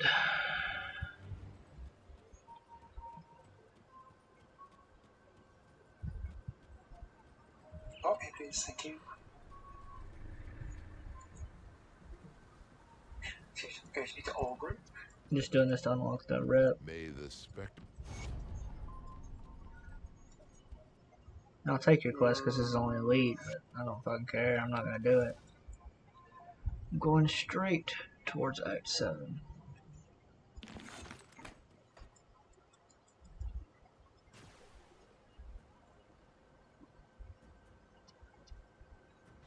Hard vitality.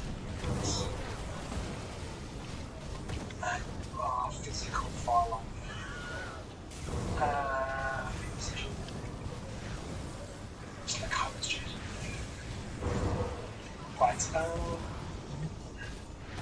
what's he gonna do? Can't do that. Right off thingy about his water. Good. You've I have. Right, I'll use boots. Better boots. I'm going to lose a little bit of bleeding resistance. Oh, I can do that.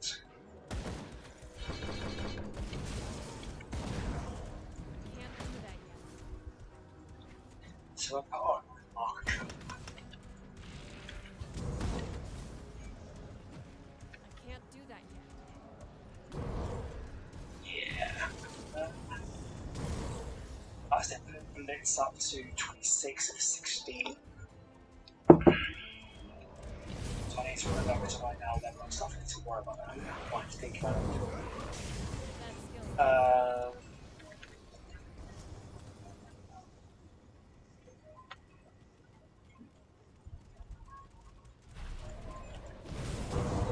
Why is that? That's because the cold damage.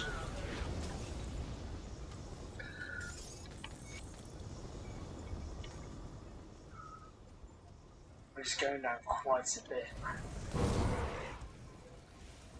But for when I'm just normally attacking, I can't do that yet. it goes up.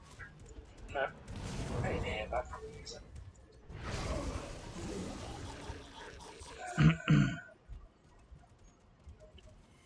I forgot about this. Right, explorers for path, they're good to keep. Why have I kept this room for? Oh, I didn't. That skill's not ready. I'll use that.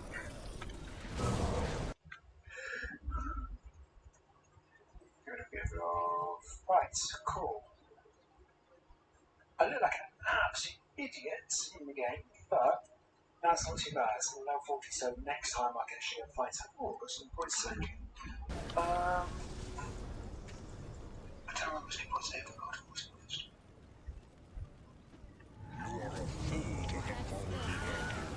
Got that. And do you know what? Looks like you just can't pop.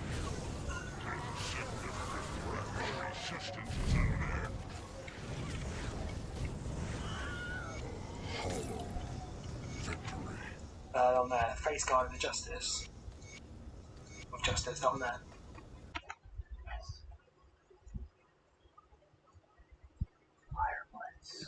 I don't have a. Oh, and I got the mythical version as well, for you. Got both of them. I see me, yeah, 5 damage to bits, yeah.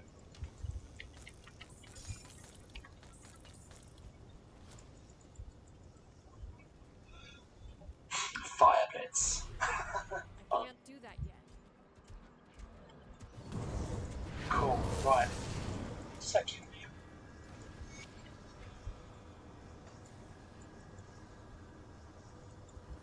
That's going to be quite fun, actually.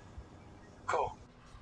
Right, I'm going to call it in tonight, guys. So, That skill's not I ready. shoot tomorrow. I think it's shoot tomorrow night. We'll continue our thing on points tomorrow. Down. We cannot. And we will try and get the level 40 gear for this character. and see where that takes us. Cool. Good night tonight, and maybe he's right. If not, later in the week. Bye! Alright, now I'm gonna watch some college football stuff. Special edition of our show this week. Y'all are going to love it. You really get involved with the comments. Or you're going to hate us and not want to watch this series. What we said with your team.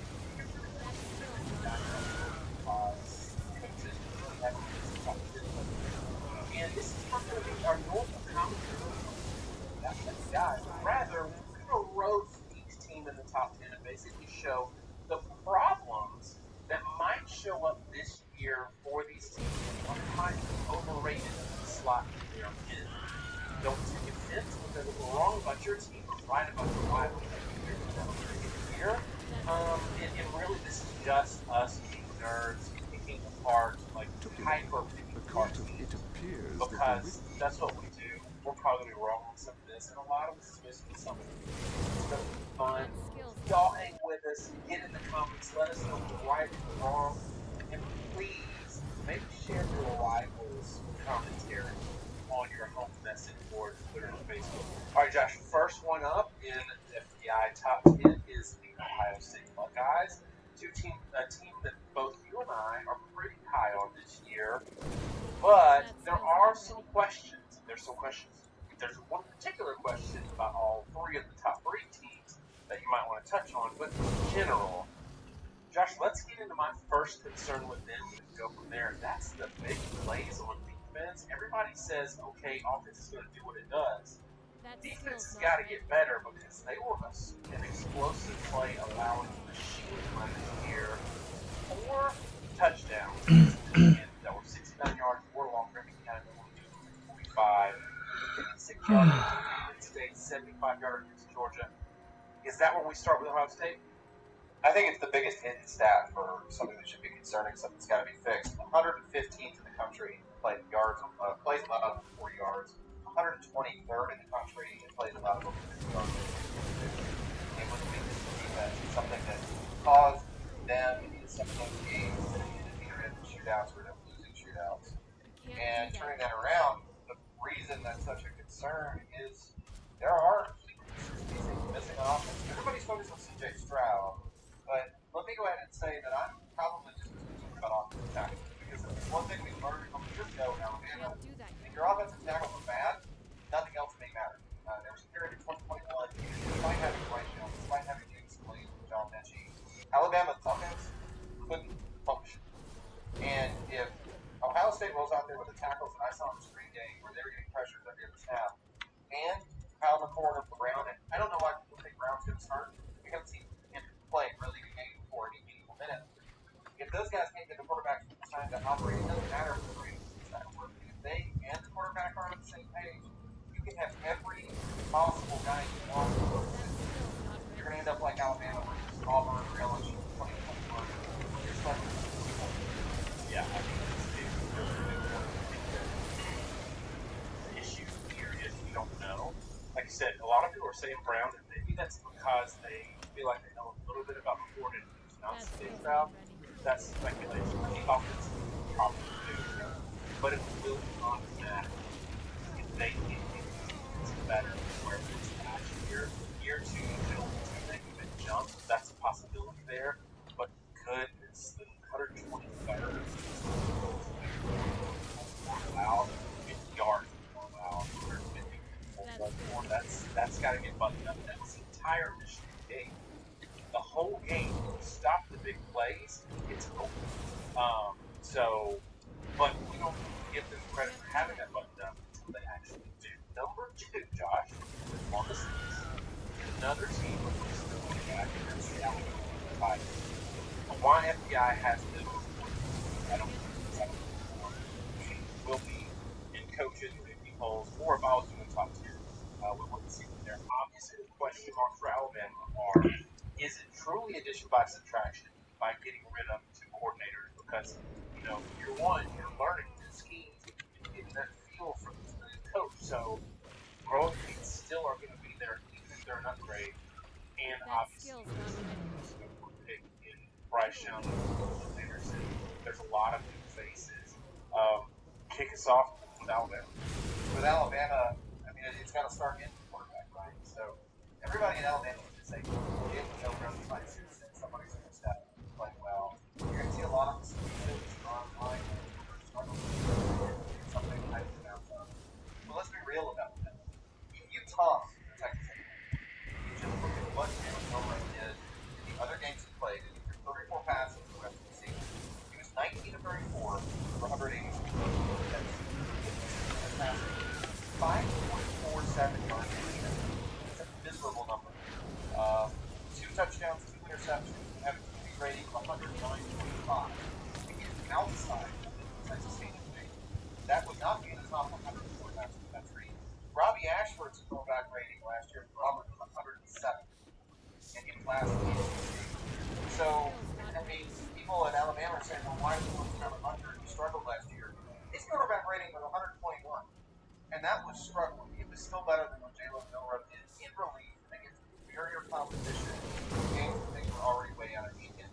So, you know, I don't know how much to fix that as a coordinator, but it's much things go up. Like, hey, it was concerning. Alabama hasn't got another quarterback playing before that A&M meltdown.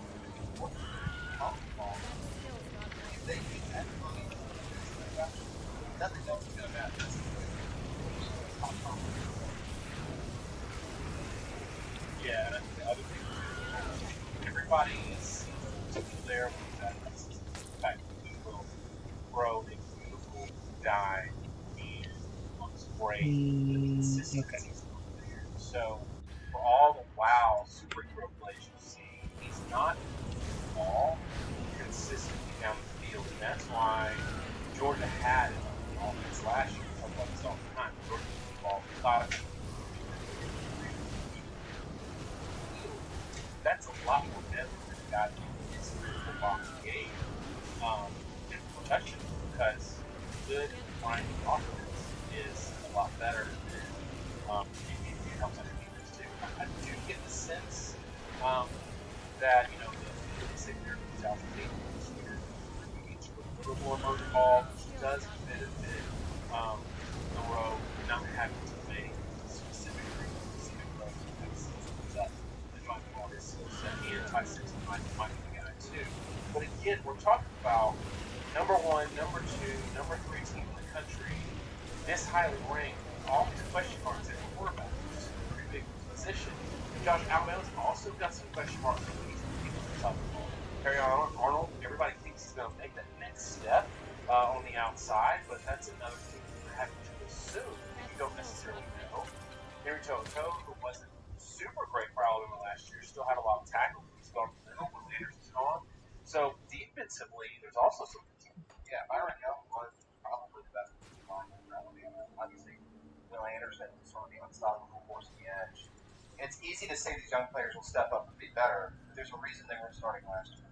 And it's concerning that that was a defense that was holding down the stretch. And I would really emphasize last preseason, the thing that I said was New Alabama, they weren't going to get the Michigan State playoffs, was going to be basically their size of the I was 100% right. Now, Excuse they me, lost my a line father and I were part of it.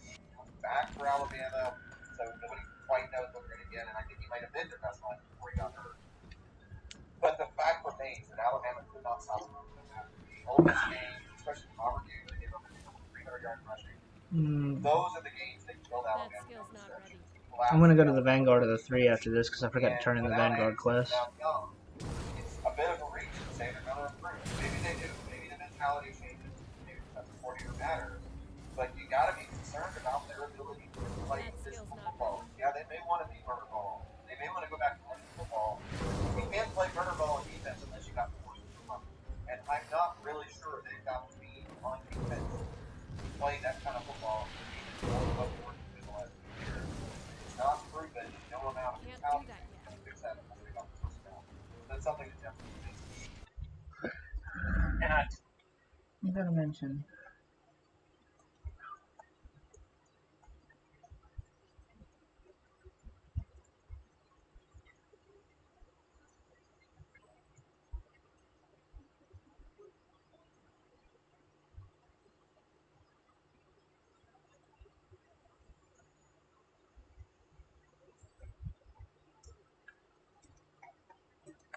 big thing. Like, a lot of our negatives will happen, and it's kind of a reflection that turns into like, I do think better. Like Kevin Steele, when he was at Auburn, he showed that he could really slow down RPO and our offenses. So I do think they'll take that next step. But again, like Ohio State, well, I also think we'll take it the next step defensively. You can't just count on it. Just like you don't count on incoming freshman production, you can't assume it. Which means, Josh, we can't assume that Georgia's going to be good offensively because they've got a new offensive coordinator who's actually had struggles in the past, like Alabama. And the positive is that he'll have time to get his feet under him at least up until Tennessee is getting pretty solid. But Georgia's lost a lot of quiet production offensively. Just assume they're going to bounce back. They've got a lot of talent, but not all. Yeah, I mean, Mike Bobo's a guy that has run out. He's spent money. A lot of other fans like that offense. The guy, and he was in his final years. People felt like he was addition by subtraction for the team, or a lot of fans did. So, if Lunkin was a miracle, and if Lunkin was a phenomenal player, losing those guys matter. It's always crazy. You see a lot of the top teams. I think they had the best thing ever. Well, surely we could be better despite it. No, our guys are not special. It's not hurt something else and travel with on and off. Something funny to travel with. How they travel with. At some point, Georgia's going to travel with. And then offensively, too, I think there's just a lot of questions. Carson Beck does not play very much football. He does not have the mobility. Whatever it is, if you For a lot of with games, what you Stetson I Bennett really bought a lot of production. We have a deal. Escaping the pocket. He was a quick kid. He was fast. He could run the ball. Carson Beck at 6'4.5" may have very different ability to hold downfield, more of a traditional passer in that regard.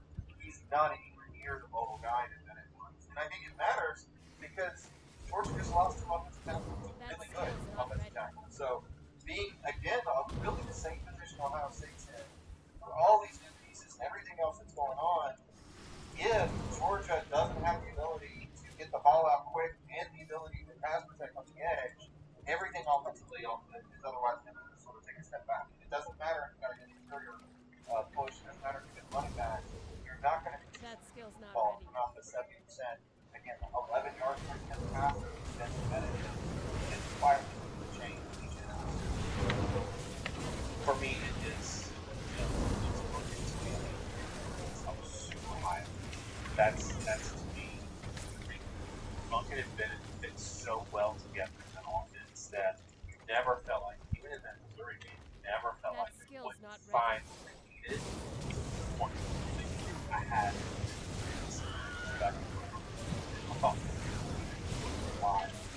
I think it's a bigger loss than Georgia fans think. But I also think that, we assume Georgia's going to reload defensively too, and they might, but they are losing some pretty big pieces at some point in the season. Yeah. That skill's not ready. They reloaded because of quality of personnel. It reflected the depth they had in 2021, which is unhumanly good. And they were very good last year, but they weren't statistically at the same level. In certain statistics, Alabama actually ranked ahead of them, especially the things like yard per play defense. But the big thing is Jalen Carter, because he led all defensive linemen. He was a key running ball. That defense last year was a different unit. You can tell even when he was. And I don't think you just replace him. And I know it's easy to say he's had other great linemen together. Barry Alexander is at USC. He's not at Georgia. Jalen Carter is gone. And the thing that has made Georgia such a machine defensively, like every good defense, is the ability to get in the backfield and cause destruction. If that's not there, all the other little teams are themselves like that's going to show up a lot more. Find that the offense is not part of the country.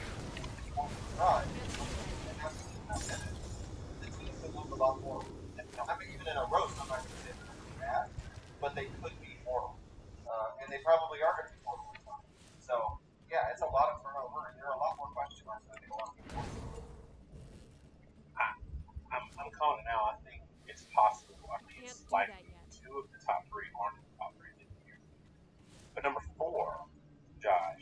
This one to me is where we really get to roast FBI or do here, but having LSU at 4 right now makes zero sense to me. That doesn't mean they can't get there, but based on last year, LSU won 10 games last year, they were ranked 16th after the end of the season. You've got to go down outside of the top 10 before you don't have a lot of 11-win teams. I don't know that I see 10 or 11 wins for LSU this year. And where LSU fans are going to get mad at us is really where I'm thinking they have a bigger problem than they want to admit or think about, because they think at quarterback they're strong. I saw a note the other day, deepest quarterback room in the country, but Jay Daniels was 7-something yards per attempt guy, and that was hidden behind some big wins last year. But the big wins, even in those big wins, they had choppy offensive production. Couldn't score against Tennessee. So for me, there's also a lot to talk about on the defense in terms of like growth. But I also think that quarterback, wide receiver, it's not a top 4 team right now. No, I don't think it is. There's a lot of weird stuff going on at LSU. There's so many of the pieces that we're excited about. Defensively, in the session of the roast, the two that I'm going to point out, maybe get a little tricky, might well be Perkins and Mason Smith. Perkins had 8.5 sacks last year. That's Saturday to go around. What they're not going to talk about is the fact that Perkins got 4 of the 8.5 sacks in the Arkansas game against the miserably bad back and quarterback Arkansas that kept scrambling out of clean pockets and running under pressure. Perkins was just spying in that game. The reason he had so many sacks is he would just run down the quarterback when he ran outside pocket. He had a couple good pass rushes, but outside that game, if you look at all the other games other than the Arkansas game, it was B.J. Ojolari that led the team in sacks, not Earl Perkins Jr. You ignore that game for both players. Ojolari's gone. Nobody talks about that. Everybody talks about Mason Smith, who's coming back from injury. One, we don't know how healthy he's going to be coming back from injury. Two, Smith hasn't played that much football. He's a really good football player, but just assuming that you're going to replace everybody else is a big deal. And when I say everybody else here, 7 of 11 leading tacklers on LSU defense are gone. 7 of 11. It is essentially a complete rebuild inside the ball, with the assumption that if they can transfer young players, they're going to make it better. I think that's a big reach. And another stat I keep hearing thrown around is they have 10 of 11 returning starters on offense. That's just not true. Bradford was a starter on the offensive line. Matei and Jenkins were the second, first, and third receiver. One of the top 3 receivers. At the very least, he's 8 of 11. Bradford is a start. And now you can say Gamers is going to be great. You can talk about the freshman minimum. But this is a much more unworthy team than everybody's wanted to hammer out. And that's really notable given the fact that they had a bunch of games last year that they won by one score. I think that, the statistic there in a minute.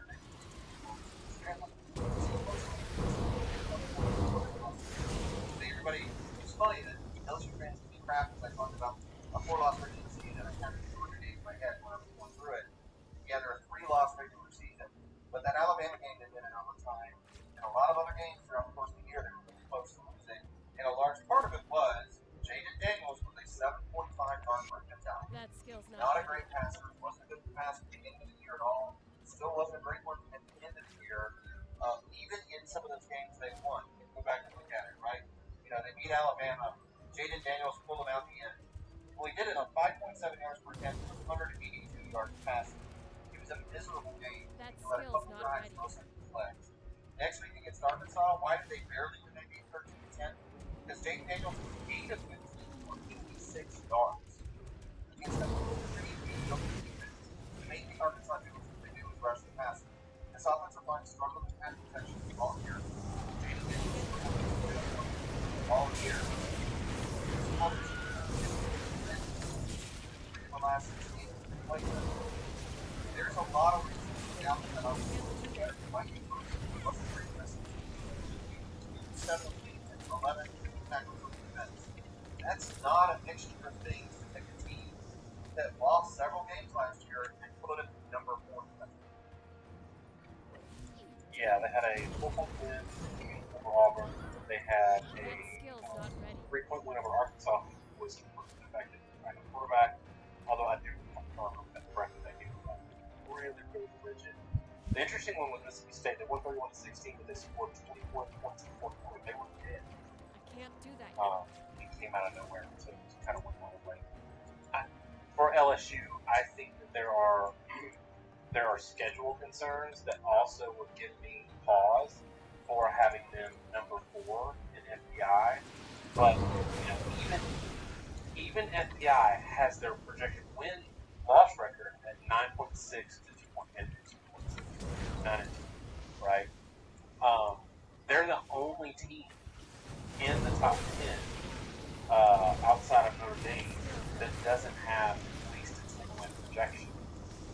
So that's kind of interesting as well. Anything else on LSU before we move on to Texas? I mean, I think first, it could swing either way. It's going to depend on the transfers. It's going to depend on the players. I think we have to talk about one point win over Alabama, one point win over Auburn, one point win over Arkansas. Combined, that was, 4, 7, 8 points. This is a team that was 8 points away from going 75 points. But LSU, either they're going to be top 3 or they're probably not going to be top 10. This is a team that I think has, it's almost past the most volatile position on right? Next up, we've got Texas. And Texas at number 5 is probably based on win-chip ratio. They went 5 last year, didn't have an incredibly tough schedule. The thing that stood out to me was, so there's a lot of hype. We talked about this in our Texas preview. There's a lot of hype coming in for Quinn Ewers. A lot of it is based on 2 drives against Alabama. She got hurt. It was okay the rest of the season. Same with knee injury. That's why he didn't really deliver consistently. 10 points against TCU. Saw Georgia put up 65. Like, Texas defense was actually pretty good last year. They held TCU to 17 points in there. They could get a win. They held Alabama to 20 points. Couldn't get a win. So, at some point in this year, both sets put up or showed up here, we're having to make a lot of assumptions that it is a put up year and that they are going to do it to put them number 5.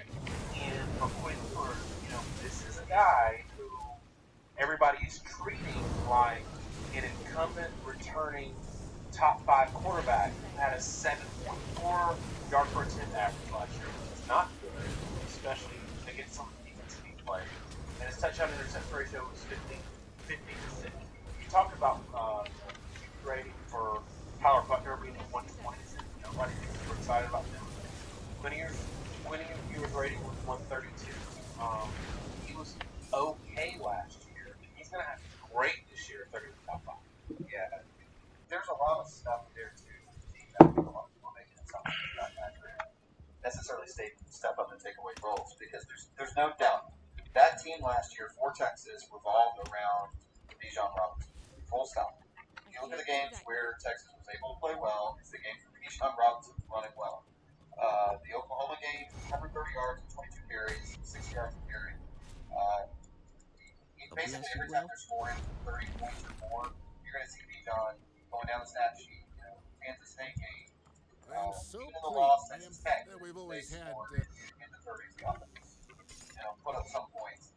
He had great days. Kansas, 9.7 yards. Baylor, 6.17 yards. Can't do that yet.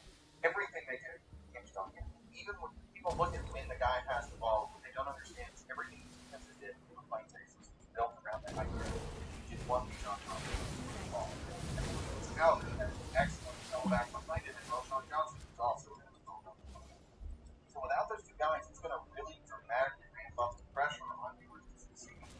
And I think, Whittington's a good receiver. Obviously, Xavier Worthy is up there. I don't know who you are. All conference, All-American level hype last year. Maybe was a little overblown. He's not a conference level player. He hasn't quite played consistently enough to be that true All-American anymore.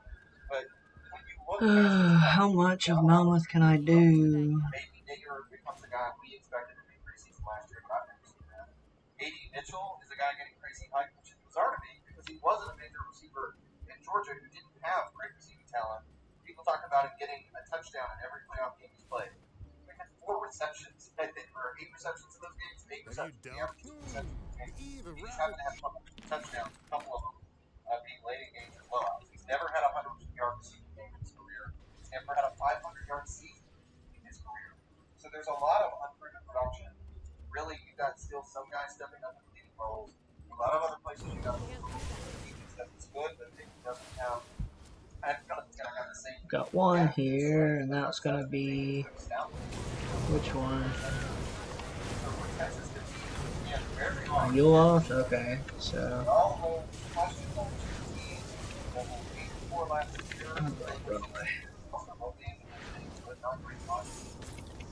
It's a lot to ask, right? I think Texas is probably a top 50 team. They're himself. Top 5, man. Especially FBI. That's asking a lot. Yeah, that Can't do that yet. and they were great. But to me, Texas, for them to make the jump, for Texas to be back, they've got to get rid of these knucklehead games. The loss to Texas Tech, blow big, huge lead. Lost to Oklahoma State, gave them 14 points in the fourth quarter, moved with 2 touchdowns in the fourth quarter. Like, these are knucklehead moments. Almost lost to Iowa State or 21. They need to show that they're a team, like the top 5 team. It's bad.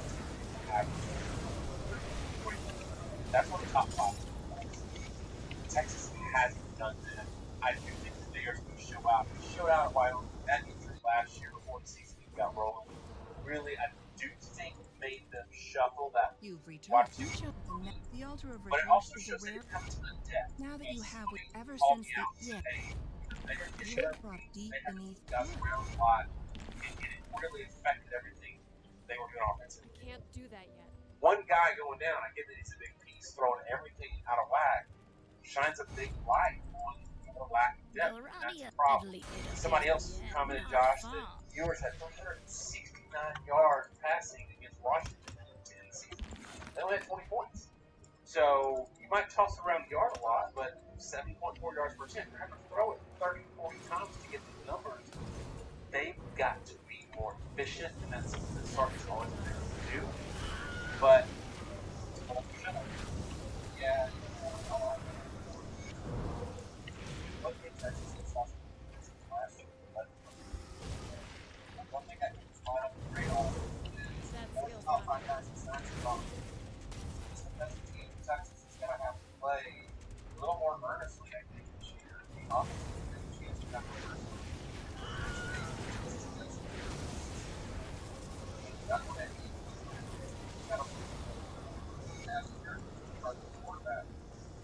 Chances of that happening again go up dramatically if you don't have the same pass rush and average to the teams on a new quarterback.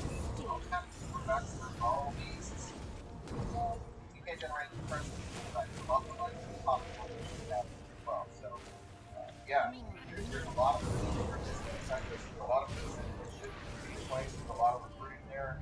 But we're giving Texas the benefit of the doubt on how to create benefit of the doubt on the ability to reproduce mentality, reproduce a running back, a quarterback, and a lot of things that Texas has not done successfully in Oklahoma. Number 6 is a team that's probably underrated in general. I would have Michigan a lot higher if I were in the top 10. But in just thinking in general, what might cause Michigan to not reach their goals, to me, Josh, it's a lot of their goals are now higher. Winning the Big Ten is no longer a goal to them, should be a given. Beating Ohio State is no longer something that has only happened once in 11 years or whatever. It's happened 2 years in a row.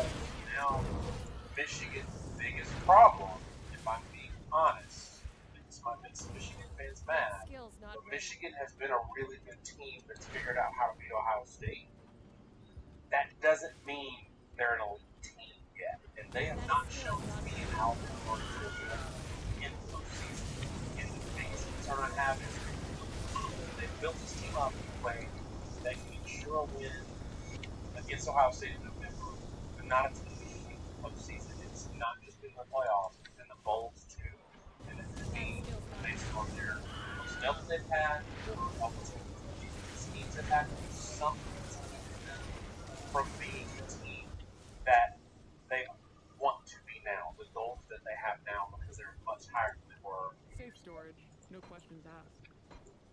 Michigan is where they are in our minds because what they've done the last few years. Michigan is where they are in the eyes of what they're actually returning on paper. I mean, there's a reason there's things. The simplest thing I can say, depending on how you want to look at it, is there's 4 or 5 terms on there's an assumption in the minds of a lot of Michigan fans that, oh, well, we're definitely not this ones that we're going to get a team. We brought all these transfers in, starters from Stanford. And I sparred a little bit with Michigan fans on this point, right? Because if you want to say that it's the development of your program, or development within your program that makes you special, that Harbaugh knows how to develop linemen, he knows how to establish a run. If you do end up starting 3 transfers, don't tell me about your offensive lineman development because those guys weren't developed by Jim Harbaugh. That's a sign of the fact that the coaching staff thinks, okay, we kind of run the depth of the base for the last couple of years, and we've got to shore that up because we got a little bit of consistency. Every year,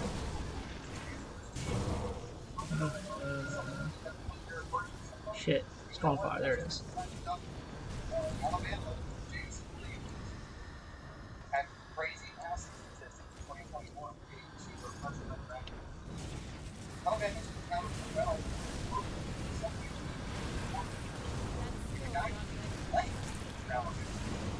You don't know what you're getting. So this idea of, yeah, J.J. McCarthy didn't play last year. Oh, I'm missing a ball. Right? Have not shown their 1, 2, 3, 4, 5. Which one am I missing? Oh, Harbinger Souls? Okay. The next thing, we're going to talk about defense. Michigan had 3 line of scrimmage players last year, over 5 tackles for loss. They lose all of them. Michigan loses their 2 sack leaders from 2022. And I think, again, there's this assumption because Michigan lost their top 3 guys in sacks from 2021. Now, in 2022, they're just going to do this again and again on a regular basis. But that's a big assumption, right? You know, Okoye, Diaby came in and solidified production, right? Morris blew up, and you ended up with a great pass rush and a lot of disruption.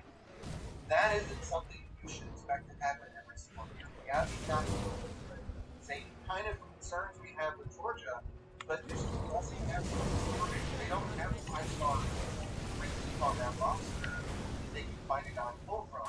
At some level, some of these losses aren't going to just every year find a way to replace themselves and take a step back. So the problems for Michigan are out. The assumption is Jim Harbaugh is going to be Jim Harbaugh. They're going to continue to be solid on the ground, continue to be pounding the rock. What at the honesty is the reality that, yeah, but you lose a lot of guys. You lose a lot of good guys. You lose a lot on offense. A lot of good guys on defense. That's a lot of fun.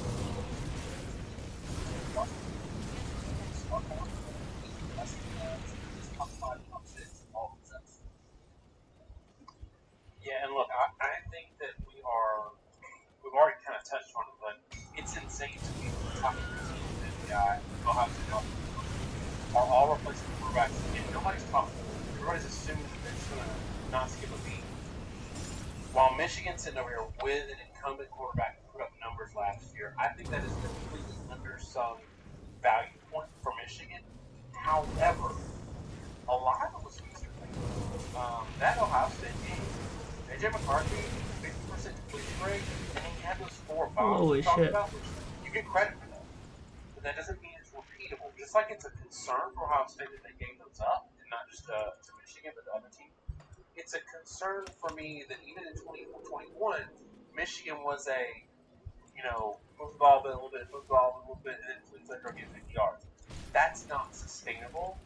J.J. McCarthy needs to be a 75% completion rate guy, throwing really good 12 to 15-yard passes, not to a wide-open guy because they've schemed, a matchup where the safety's isolated or the quarterback is isolated, and the guy gets knocked. He's got to be better at the bread and butter stuff. Better at the bread and butter stuff because that's what wins championships. More gooder. not That's a good came Southern from expression. not being relying on. I think it was 35 of their 45 points came from a play that was either 50 yards or long. You don't get the out. You're in big trouble. And I'm not saying Michigan's going to do that, but I think that they have not proven they can be a team That skill's not ready. consistent, dynamic, and that's the gap is for me. I also don't love the game of offenses, but obviously 2-0 makes 6. So to me, JJ coming back is potentially the biggest positive story in college football because the teams that they're trying to beat don't have quarterbacks. The concern is he comes back and he's going to be better. He's got to be better because the unknown for those 3 teams means they have higher ceilings than what JJ saw last year as a quarterback. But what's great about Michigan or not is whether or not JJ comes in and takes that next level, next step. Anything else on Michigan? The one thing I'll notice Is that your mother? An unfortunate Ogrim. Yes, to Mount. the I first see. round draft pick, big guy inside on defense. And these guys don't show up in the stat sheet, so I think when people do preseason projections, they often lose a 330 plus pound defensive tackle that is a first round talent. It will make everyone else look worse every single time. And I don't think that's been appreciated for Georgia, and I'll say it's not just across the board from the offensive line, defensive philosophy talked about.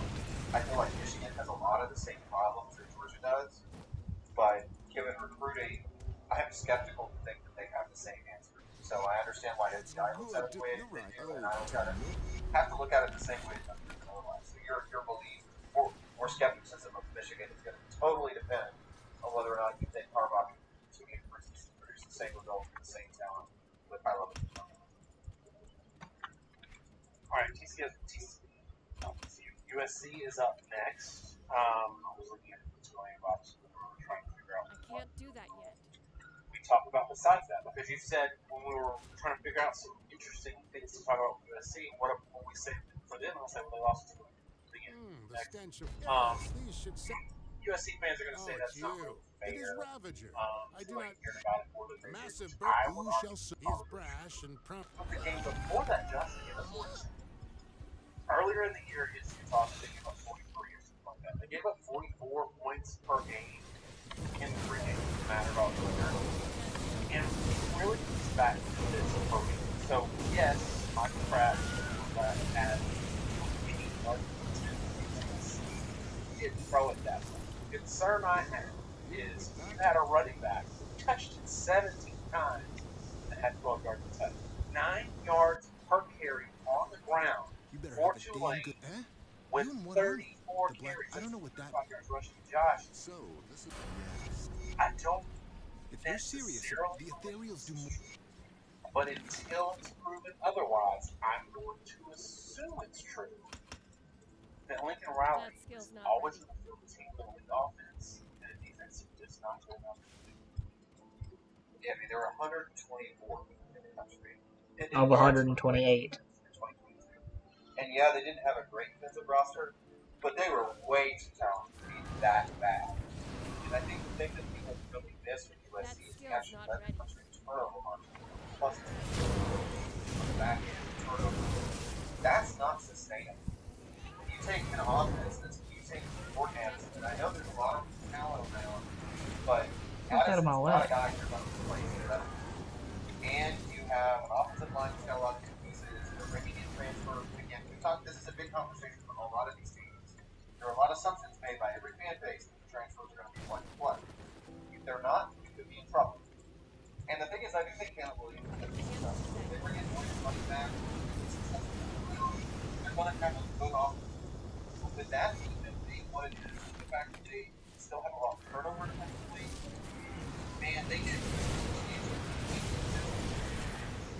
And if you're not that kind of crazy, negative turnovers, if you have a couple games where the offensive line doesn't show up, this is the whole game. You cannot sustain success to be that bad. You cannot win a game. Don't find out about the ball.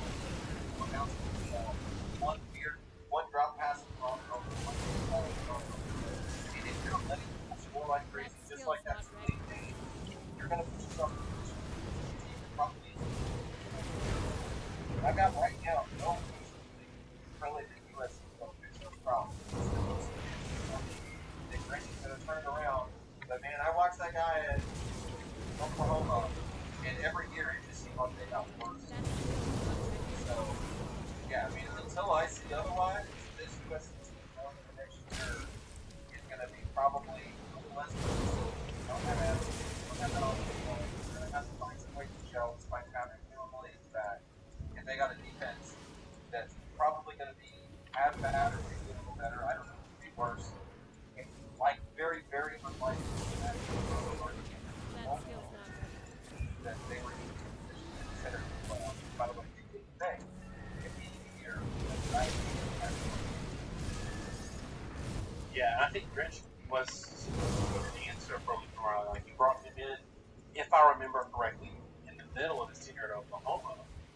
He wasn't great, and then he brought him with him to Southern Cal, and he still wasn't great.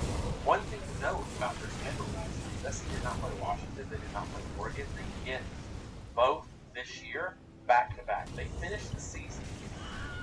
There's the first half of their season very good.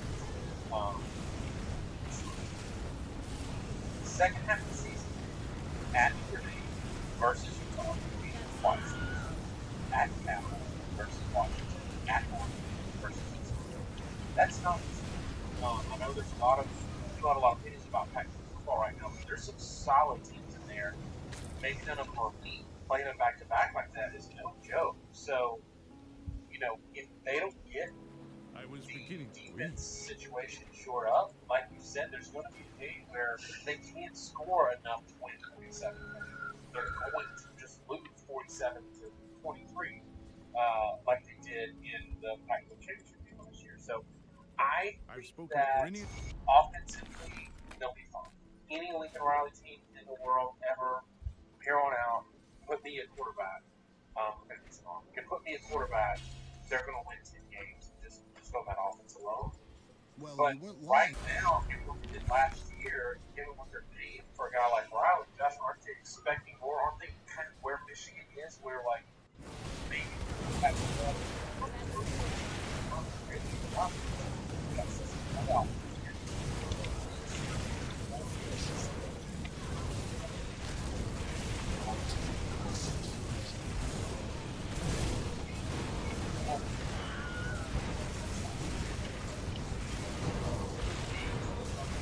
I don't look to me everything talking about and I'm sure USC fans are like, oh, it's a great shootout. But they learned last year against Tulane. The outpost is ours. Resistance had attempted. There you are. While discussing the Tulane wasn't remotely as good as the actual playoff. And I know you weren't motivated, but Georgia would have just absolutely run USC off. So, my big thing with USC, I think there are going to be a lot of fans going because it started the schedule this week. It just did San Jose State, Nevada, Stanford, at Arizona State, at Colorado. I don't care if Deion Sanders is there. Colorado's roster is awful. Arizona. Those 6 games are very but it's going to be like one of the, got to be one of 5 or 10 easiest opening schedules in all of Power 5. There's a very good chance it's going to be 6-0 at that point. That could be the same team. So we're probably going to hear a lot of especially if they come up and matter. And we're going to be rooting for it. We're going to take you for it. But this is a team that's got to survive the back end of their schedule, and I'm not sure they have the my potion's gone. I'm not going to bother using it. I'm just going to complete Malmuth because I need the rep. But I'm not going to bother. Moving on to the team in the top 10 that's got quarterback question marks. That's the Tigers. Well, and they have. I mean, I should use a potion. That's probably. They've got Florida State on the schedule. They've got Notre Dame on the schedule. They've got North Carolina on the schedule. They've got South Carolina. Might as well use a potion. At Clemson last year on the schedule. Overall, not a lot of that opening. I'm not gonna go full potion though. The only thing I want to do here is get some. Duke's not terrible this year. The ACC in general, I feel like it's stronger than in a while. Miami is one of your teams who thinks will be a bit better, so it could be that Clemson is a better team than last year with the same or worse record, because one, schedule is not as easy as it looks on paper, and two, they are breaking in a new quarterback who I know 5-star everything, but look, every team in the top 10, 15 has got a 5-star something quarterback. They don't all pan out. And what we saw from Clemson last year was not a guy that to me was ready Can't do that to yet. take a step up and lead it to the playoffs. Yeah, the margins for Clemson seem incredibly narrow. So when you look at last year and how they did, yeah, they were a pretty good team throughout the season. The truth is, though, the ACC has gotten worse over time. More than anything, it's gotten worse. You almost lose to Big 12, you beat them in overtime. You almost lose to Florida State, you beat North Carolina State by 10, you beat Syracuse by 6. There were a lot of opportunities for this team to slip up into as more games as they did. And yeah, some of them against South Carolina, you lose by 1. Some of them were close, but the Notre Dame game, that Tennessee, you played without a lot of their offensive weapons. Milton wasn't very effective. So, the biggest thing in my mind is the offensive coordinator, because I do think changing that offensive coordinator is probably going to be in there. They got to see on their scheme. He's been in there right hard. But Klubnik, as a quarterback, I'm not sure that it's necessarily the answer. His QB rating last year was lower than DJ Youngalain. But everybody feels like, oh, he's a 5-star. Next thing, he's got to be good, give him a chance. DJ U's so bad. Well, DJ U's so bad. We're going to back it. Just straight up statistically, Klubnik was worse. In the game against Tennessee, where this team was 5.9 yards here. Tennessee, But that wasn't a good defense. Tennessee might have been the worst pass defense in the SEC. Everybody but them. So you take that, you take the fact that there's only one wide receiver. Gala and Allen are gone. I don't know that there are any pieces I can point to on that offense.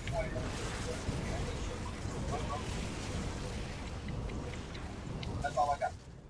This is an offensive line that was terrible for a couple of years. You lose the left tackle, this solidifies defense. This solidifies defense. I think the rest of the offensive line is solid. I don't think they're great. I can't point to great. And then defensively, that's the thing that's catching the line. And I think the defense still should be. But you're going to see how they handle it with another year without Brett Venables. You're going to see a team without KJ Henry. You're going to see Xavier Thomas. When you lose the best pair of defensive linemen in the country, in my opinion, is our being this season. The only reason they didn't get drafted higher probably is their injury history. When those guys were healthy, that was the best pair of defensive linemen.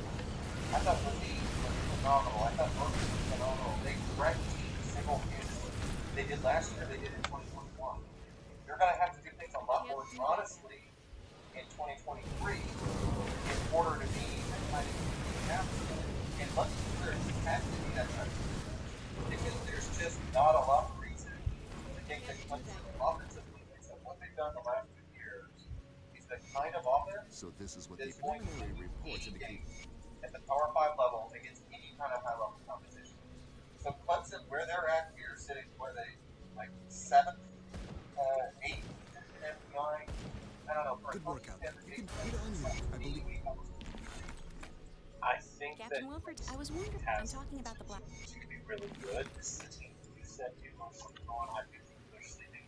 People are sleeping on Clemson, but I think that again, I think they can be better this year than last year. I'm concerned defensively. The team loses some players that got absolutely shredded by the 3 decent quarterbacks they faced last year. Spencer Rattler threw for 9.2 yards per attempt. That was not his MO. Joe Milton was back up without a lot of reps, 9 yards per attempt.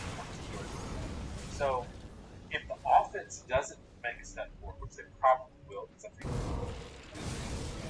handcuffed at offensive coordinator last year, but they're going to have to take a sizable step forward for what I expect to be a pretty decent step backward defensively. Are you ready to move on? Or you got anything else? I mean, catching up. Obviously, our criticism grows.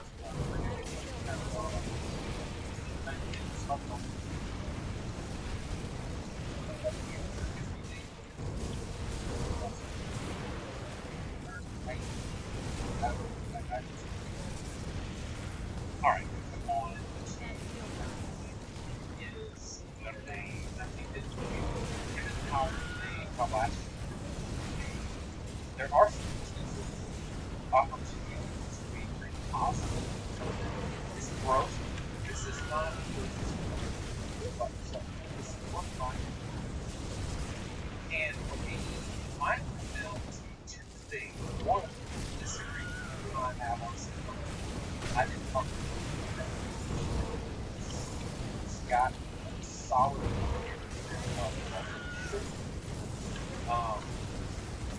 other thing is they had some big loss rates so late in the game.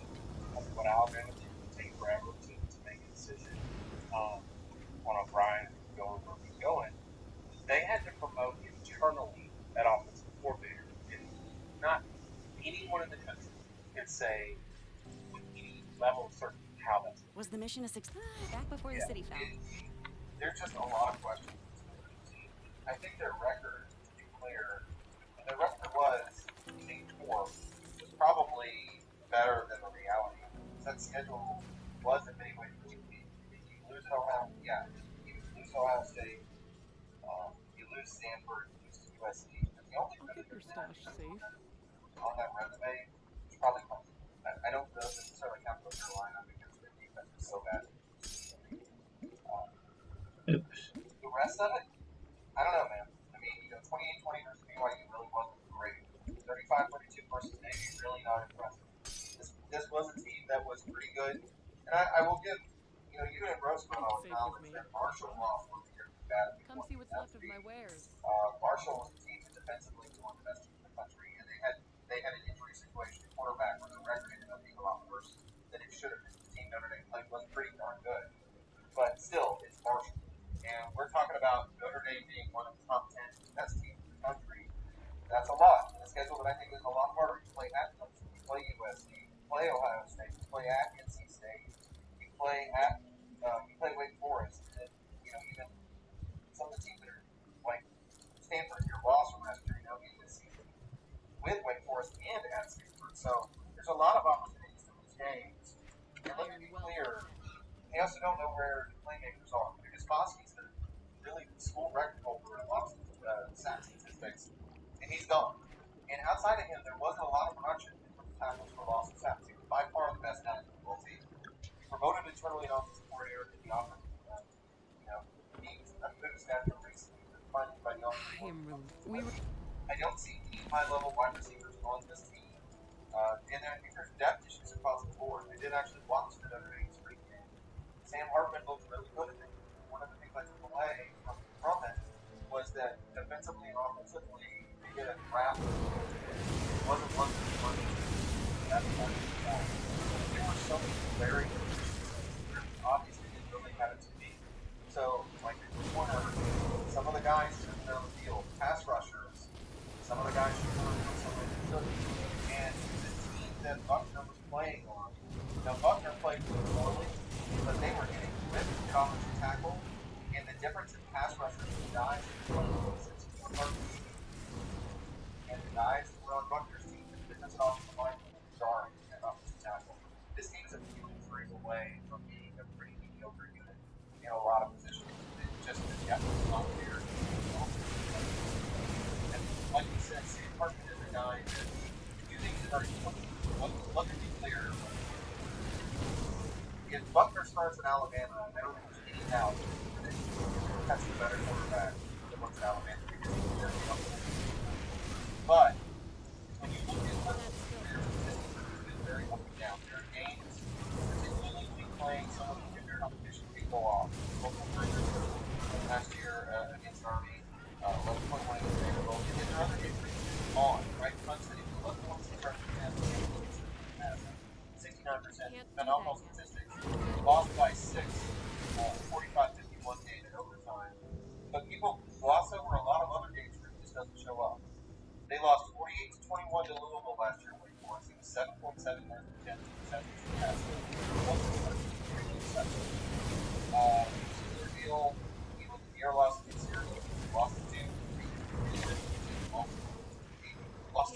Ohio State 8.3 yards per attempt.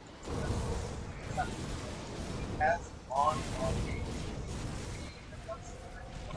Items that this is also a guy that's going to lose. He doesn't play as much. He's probably an upgrade from the past couple of years we could really have. So this expectation to have 8 yards per attempt every week by the play, it doesn't hold up. In his career, he hasn't been that guy. And I don't know that he will be. And a lot of it's going to depend on speed because they had a great super quick and a great surrounding players for much of his career and really performed consistently. So I don't necessarily buy him.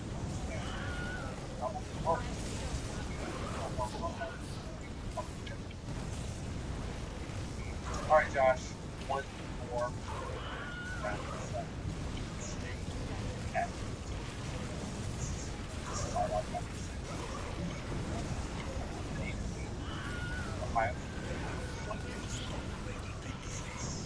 Your role in there.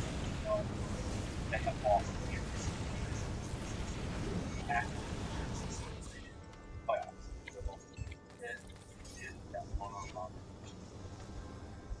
Penn State can put up a 10-2. That seems like we give it these days. We're going to get 10-2. But that seems like that's what we're going to get. And for them, making the next step is Michigan or Ohio State or both good. Penn State has been. Yeah, they have. And it's, it's interesting. If you look at last season,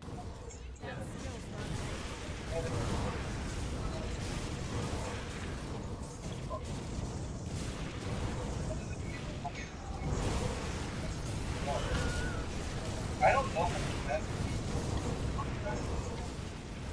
they didn't play Iowa. They didn't play Wisconsin. So, I don't know. I'm not going to give it an honor for the great team. Really,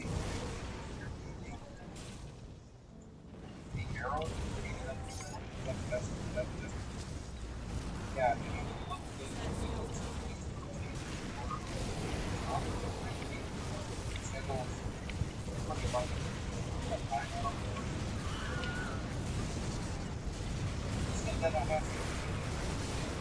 I know they don't want to hear it, but this is a lot of why you assume they're going to 10-2. I don't blame them for scheduling off. They wanted to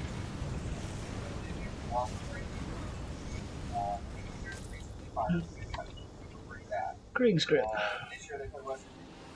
That's one of the reasons why you go this path. You always want to hit that boss. Right. So this is a schedule where you can go 10-2 and not get it just is what it is. And that's the name. Well, it's not their fault, right? Scheduling is not their fault. But what you do with it is, and that's been the whole thing with Penn State. It's like, okay, I hate to say it, but it's a 2-game schedule. You can't go 0-2 in that. Right. And that's all my point. I don't think they schedule poorly. I think they schedule quite well. That's not what I'm saying. I'm just saying the way that the Big Ten schedule is followed, the way the Big Ten is currently organized, it's not shocking that a pretty good team is going to go 10-2. And I've seen a lot of teams pushing their division for that. But you have to understand this is a 2-game schedule, and you've got to win one of those games. And I don't know how close they are to being able to win one of them. And I really don't know how close they are playoff run. We're talking top 10. And to dig into the roster, the bad early is the road games. Penn State beats Michigan. They're going to have to look at it right now. There are a lot of reasons to be concerned about a lot of the issues they have. The offensively, it's more than this year. It's pretty good offensively. But you lose Sean Cook. And now every Penn State fan hates Sean Cook. The time he doesn't play well. Heck, we've been as critical as heck over here. But he was a very experienced player. He brought some stability to the offense. Now you're going to step into Drew Allen. A lot of fans are really high on Drew Allen. He's a really talented kid. We talked about his arm strength. Drew Allen was a 5.7 yard per attempt passing touchdown. That's miserable. We talked about Jalen Milroe for Alabama and how much he was 5.5 yards. So if Alabama had terrible quarterback play for their backup, you're a panic mode. Why are you encouraged to 5.7? Allen is the same guy as backup. You just have whatever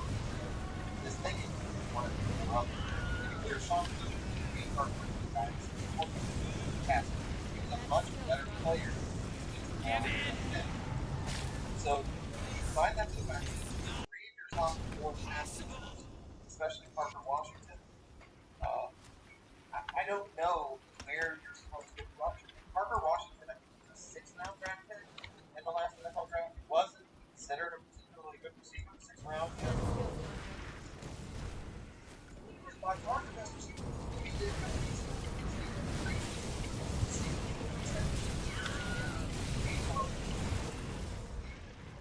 there is not high-level skill position talent on that team.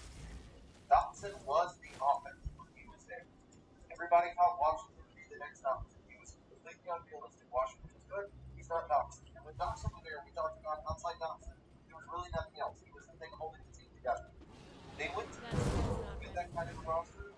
It took Clifford doing a lot of stuff to make that happen. Yeah, Clifford made a lot of really dumb mistakes with bad plays. He certainly did. They also made a lot of big plays for him, despite the fact he wasn't able to help. And I know this is where Penn State fans are going to turn around and say, oh, we have to change this to make it all better. Let's be clear, Cephas, Penn State did not beat this team. He played extra seventh receiver for that. These are not expected all level. Our coaches don't think we have anybody good enough to start at the Big Ten level next year. That is what this is. This offense lacks skill position talent. Outside running back, sure. You got a great running back, Singleton's great. Collins is a back athletic. But at wide receiver, at quarterback, you're going to need that offensive production. And the defense is going to consume a lot of turnovers defensively. That unit is not stepping up to the instead of hardly any one of the playing folks that want to take a step forward. Just not going to have to find serious offensive power and find explosiveness in a way that I just haven't seen. Yeah, I think that I expect the offense to take a step forward. I do love their quarterback. JJ McCarthy, we said, has had his issues in Michigan. He had 145 yards passing, 6 yards per last year. Vincent lost 4.6. Michigan ran 7.6 yards. Both down the team 50. And then they turn around and hold Ohio State like 3 rushing, but CJ Stroud was passing. So for all of their, what I would say, sometimes boring offense or frustrating offense, really out-ish, stale,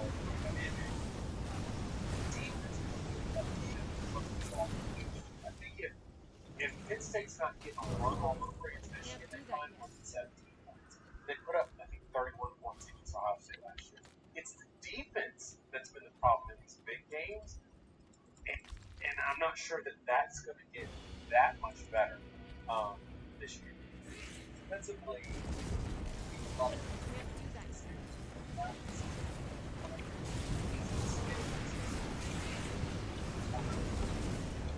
culture they build. They get last got a lot of guys play back ball, but they're not this all.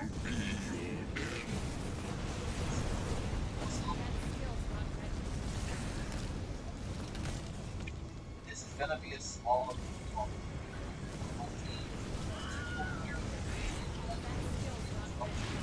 This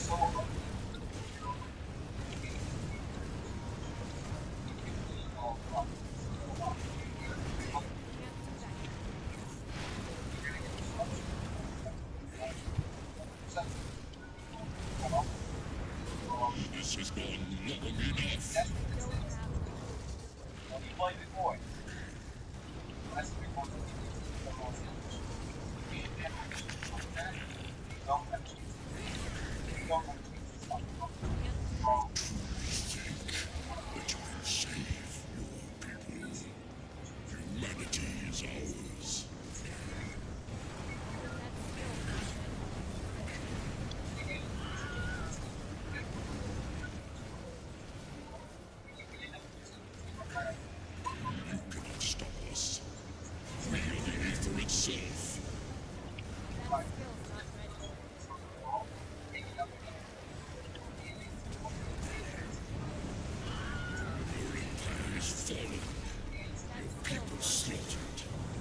Is there left for you that I can destroy?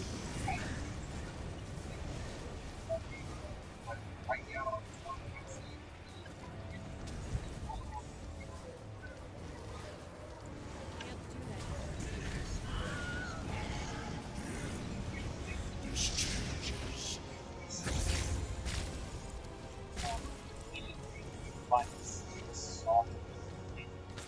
Can't do that. This changes. Can't do that. well, obviously, this is the type of competition. I will say I haven't lied or myself into thinking about it. There are a lot of positives. To be clear, same thing I say every time. You talk about Have the council good. it's easy. Tell me, someone can't afford to. There are not usually 10 teams. In fact, usually not 5. We talk about the past few years. Everybody gripes at our top 10s around position 7 and 8. And the reason for it is there is nobody at number 8, number 9, number 10 that is a clearly high level team in a given year. So it's easy to say Notre Dame and Clemson and Penn State have problems. But you look past that, like an FBI, who do you want to put in there? You want to put a Tennessee team in? I have zero confidence in Joe Milton's pass rush. I've seen Michigan. I've seen him when he played at Tennessee. Even in the Clemson game, he missed more passes than he did. Oklahoma's at 11. It was a good team last year. Oregon's number 13. Big thing is I need reputation with these guys. Utah's 15. Ole Miss is 16.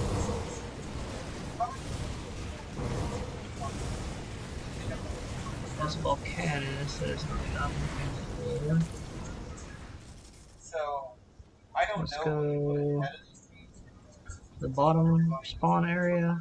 Everybody spawn. Very few teams on the radar. Can't do that yet. So yeah, these teams are real, but at the same time, it's not. Most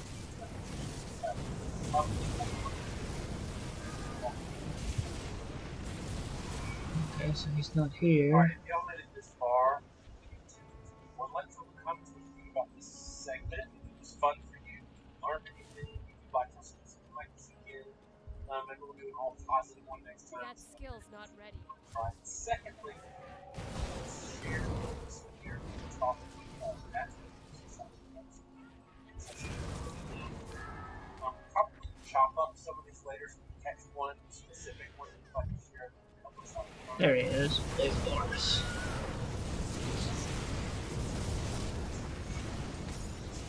Okay.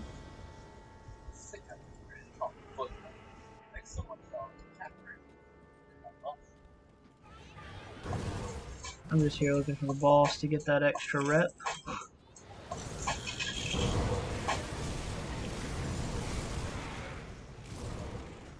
And some of my best, what's it called? Augments and everything come from Malmouth, so I wanted to get revered in Malmouth, which there's not really much of a way to do an ultimate. That's the only reason I'm sticking around here and doing this. Oh, there he is, boss, hello.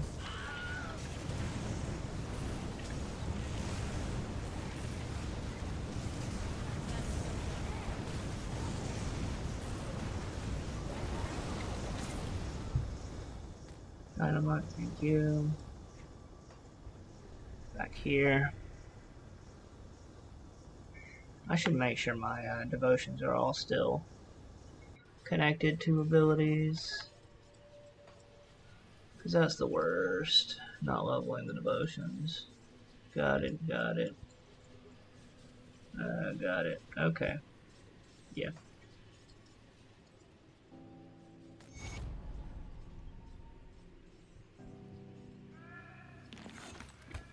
How close am I? See anything you like? Really close, okay. Take a look at the bounty board. A powerful ethereal named Paraxis is roaming the Malmouth Harbor. Okay, I did not see Paraxis in my first run, So that means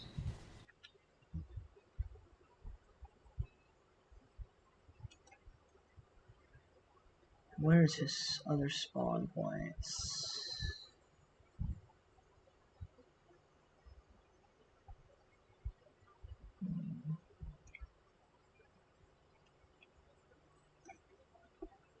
My resistance, Haraxes.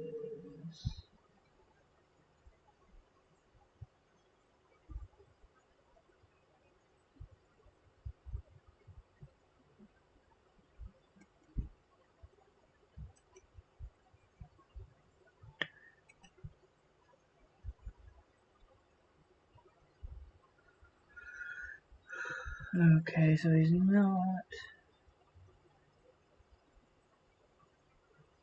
at those points. Oh, he might be at the very beginning. Oh, never mind, so not here. He's either here at the very beginning or he's on the boats.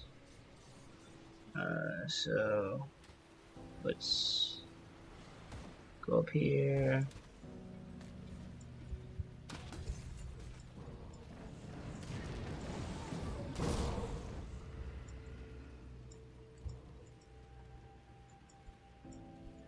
I think we'll go after the totem next, because the totem should give us almost enough rep to get this. So Haraxes could be right here. I don't see. Oh, it's, yeah, on the other side of this, isn't it? No, not here. This is not it. It would be here.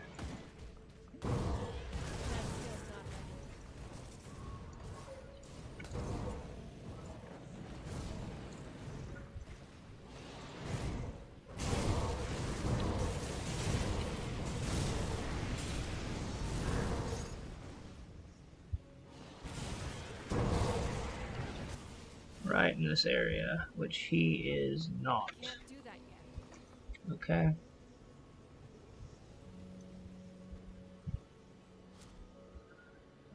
The other area is on the boats. I've already checked. Basically, my regular run would have ran past Haraxes if he was there, but he was not. So Can't do that yet. then we'll go to Crown Hill and do that totem after this. Okay. He's got to be down here, right? Oh, there he is. Hello, Haraxes.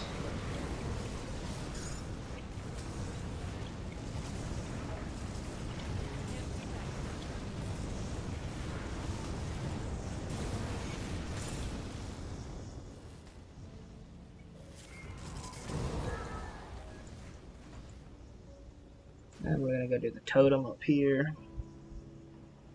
I'm trying to think of the fastest way to get to the totem. I think it's go north.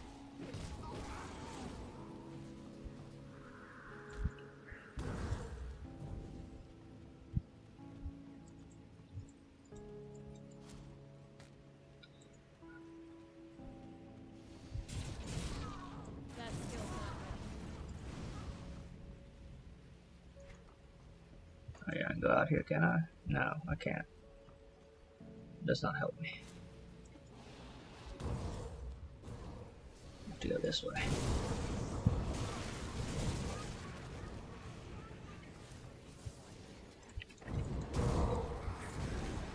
That skill's not ready. There we go.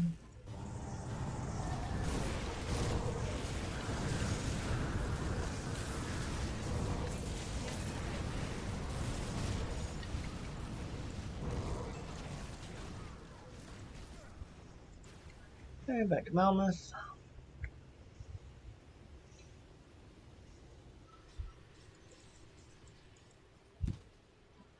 Board in. Take a look at the bounty. Accept the bounty. Come close. Slay ethereal imps. Where are the imps? Imps.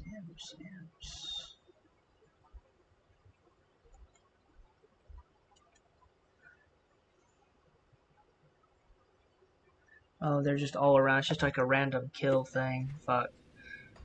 Okay, let's go kill the sewer boss then. That should be enough to get us that reputation. And then we can go to Ultimate. I'll probably take a little break after this. I need to pack my clothes and shit.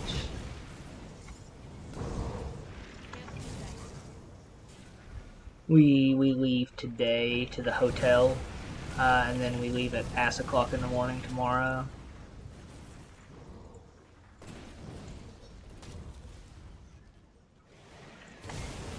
I'm excited to see Leo's reaction to the airplane. It's gonna be great.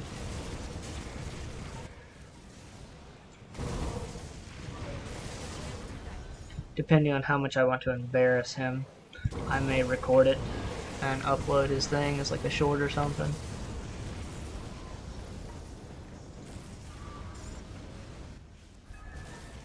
Oh, bossy?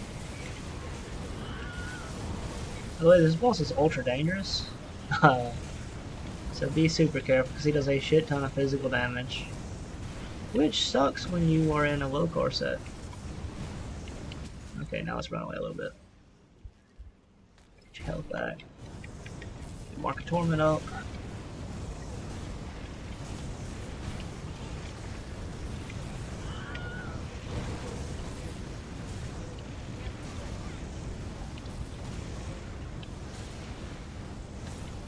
Oh, but his chest is like, he's got 2 chests that he drops, and they're all both really awesome. Where's the corpse at? One of these corpses has a special blue item. It's not one of these.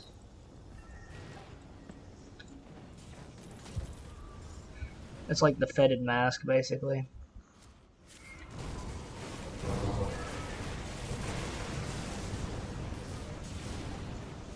How close am I?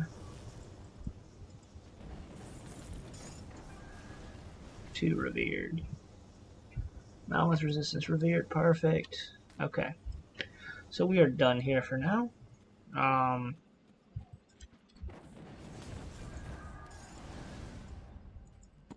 Is this the body? That's the body.